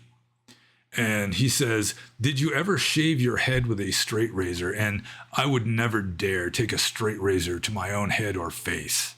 I'm so glad that the safety razor was invented before I was born, because I'm kind of a klutz sometimes, and it would just be a matter of time before I would gash myself severely. When I was ordained, every monk at his ordination has to have all of the requisites, which includes a razor for shaving his head. And in my bowl, I had this Remington electric razor, which it turns out was not good for shaving heads. And the senior monk, his name was Usilananda, Sayadaw Usilananda, who presided over my ordination. He was checking to make sure I had all the requisites, and he sees the Remington electric shaver in my bowl instead of the standard straight razor. He says something like, "Yeah, we are in the modern West." But I did have a straight razor. Occasionally somebody would donate a straight razor, and I did get shaved with my straight razor once. Some Burmese monk offered to shave my head, and so I said, all right. And he used my straight razor, and I had never used that straight razor before. I had never sharpened it, and it was dull, and it hurt like hell. But I have seen monks getting shaved with straight razors. In fact, at Moggallana, this big school monastery that I spent a little over a year at, they would even sharpen up like a butter knife, and there'd be monks that were like shaving the head of another monk with like a sharpened butter knife. So I think I might have just answered the second question from RPAD, which is, are straight razors common for monks nowadays? To have one is pretty common, and among Burmese monks to use them is pretty common, although usually they will shave each other's head instead of shaving their own head with a straight razor. And I mean, as I said, I would not dare to even make the attempt.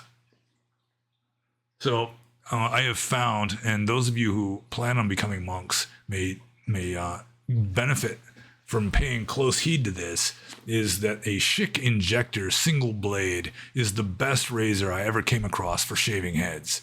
You don't want double blades or triple blades. I mean, now they got 6 blades or something all in the same little thing.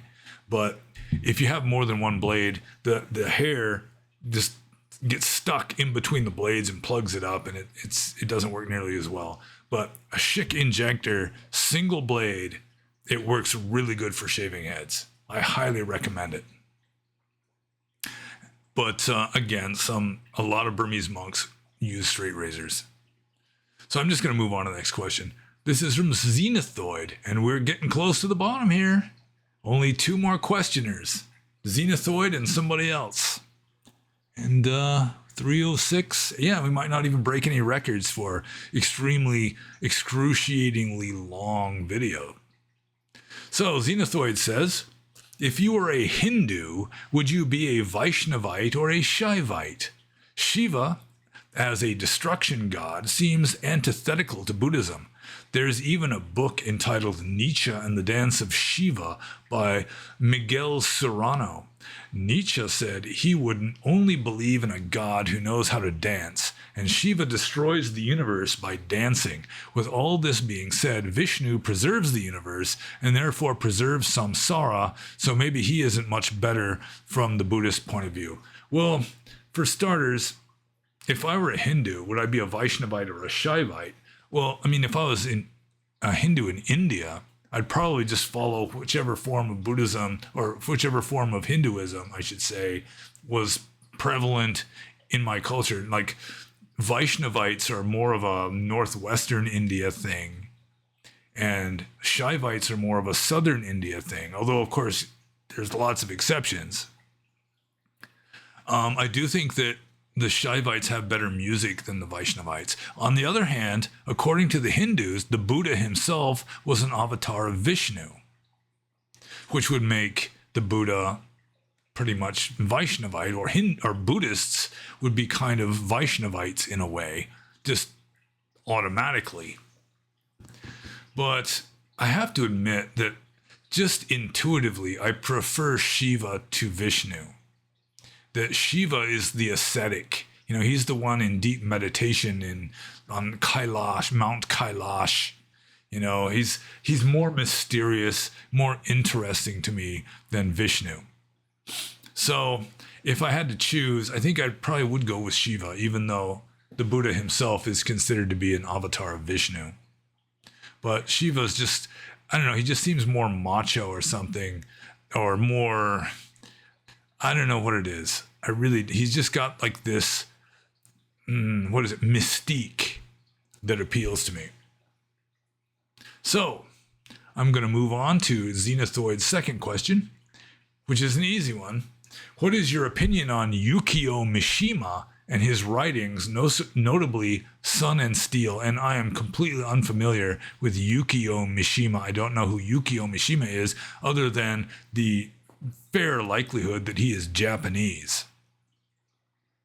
But aside from that, he's a Japanese person who wrote something called Sun and Steel. That's all I know about Yukio Mishima. So I'm just going to move on to the next question, which is also from Xenothoid, which is as follows. Who is the most important and thought-provoking Buddhist philosopher alive today? When Ajan Punnam was asked this, he said Ajahn Sumedho. And to tell you the truth, I probably don't know who is the most important and thought-provoking Buddhist philosopher alive today, because I really don't keep up with this stuff. You know, I don't watch like monk videos on YouTube. I don't read like many Buddhist books anymore, other than just looking up something in the Pali text, which, I mean, was composed. They were composed very long before anyone alive today. But I would guess, of the ones I know, I think Ajahn Thanisaro would be more important with regard to, provoking thought and also guiding an understanding of Theravada Buddhism. I do think that Ajahn Thanisaro has written a lot of philosophical books, and he is influential. Whereas Ajahn Sumedho, he doesn't write very much. And I've listened to a few of his talks that, he had wisdom, but there wasn't anything really like unusually profound or thought-provoking. So of the monks alive today, I would guess Ajahn Thanisaro. But probably the correct answer would be somebody I'm not even thinking of and don't know of. So I'm just going to move on to Virgil and the very last question, the very last one. And Virgil says, do you have any good recommendations for a meditation on the 32 parts of the body? I heard this was one of the meditations done by Taungpulu Sayadaw. Did he left any written materials on this practice or guided audio meditations? Actually, Taungpulu Sayadaw's teachings on the 32 parts of the body, I think, are contained in Living Buddhist Masters, which is one of the first books written by Jack Kornfield. And he wrote it quite a while ago, back when Taungpulu Sayadaw was still alive. So Taungpulu Sayadaw died like back around late 70s or 1980 or something like that. So it's been quite a while. And it is true that Taungpulu Sayadaw did teach the 32 parts of the body meditation. And my teacher, who was the direct successor of Taungpulu Sayadaw, who was Taungpulu Chaltsin Doya Sayadaw, he also taught the 32 parts of the body, especially to younger people who were troubled with lust. It's considered to be an efficacious meditation technique for reducing lust. And I really don't think that Virgil would be much impressed by some of the aspects of Taungpulu Sayadaw's 32 parts of the body meditation, because for the way Taungpulu Sayadaw and the Taungpulu tradition teach the 32 parts of the body meditation, it's practically just a mantra. You're just reciting the body parts, like Kesa Loma Nakat Dantat Dasho. And then, you're not even supposed to be visualizing the parts or where they are in the body, anything like that. It's just supposedly when you get really good at it, you get into the flow, the body parts just start like appearing in your mind spontaneously. And I really don't think that is the best way of going about it. That probably you should be trying to apply some meaning to the words. Head, hair, body, hair, nails, teeth, skin. To do it in English rather than in Pali would probably be of advantage to someone who speaks English more fluently than they speak Pali. And just to have some like visualization of each body part. But the rest of the Taungpulu way of doing it makes good sense. It's like the 32 parts of the body are divided up into, I think it's 6 groups. Like the first group is Kesa, Loma, Daka, Naka, Danta, Dacha, or head, hair, body hair, nails, teeth, skin. So the first week you just do the first 5 in order. Then the second week you do the first 5 backwards, in reverse order. And then the third week you do forwards and backwards. And then the next week after that, you move on to the next group of 5. So that would be a part of the Taungpulu method of doing the 32 parts of the body that I could recommend. The first week you do the first group forwards, next week the first group backwards, next week forwards and backwards, and then the next week after that you move on to the next 5. But I don't think just doing it as a mantra is as useful as actually visualizing the parts. And you may refer to a book or refer to the internet to get like a good view of each of the parts that you're visualizing. I mean, with regard to the first 5, it's all external stuff. So you can visualize head hair, body hair, nails, teeth, and skin fairly well without having to look it up in a reference book. But when you start getting into like spleen and marrow and this kind of stuff, then it helps for you to actually get a view of what it looks like in order to visualize it and kind of place it in your own body when you're doing the meditation.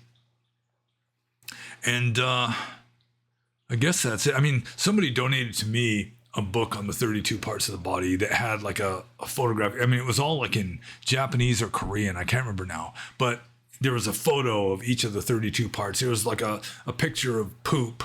That's one of the 32 parts is feces. So, that was kind of useful, I suppose. But you can find that sort of thing on the internet. I assume you could probably order it online. Maybe Amazon would sell something like that. But that's it. And I wish you luck in your meditation. And I wish all of you prosperity and good fortune. And we're done. And like I always should say at the beginning, and I always space it off. I mean, that's basically it. It's just a matter of habit at this point. I should say, if you got any questions about anything you think I can answer, especially about early Buddhism, Theravada Buddhism, Buddhism in general, monasticism, like the rules of monastic discipline, meditation, like Eastern philosophy, Western philosophy, me personally, Burma, you think I can answer a question, feel free to ask it in the comments below the video. No more than 3, please. And I think we might have to get down to 2 soon, just because these videos are getting well over 3 hours long. So, aside from everything else, I'd just say be happy. And then I'm going to hit this button right here.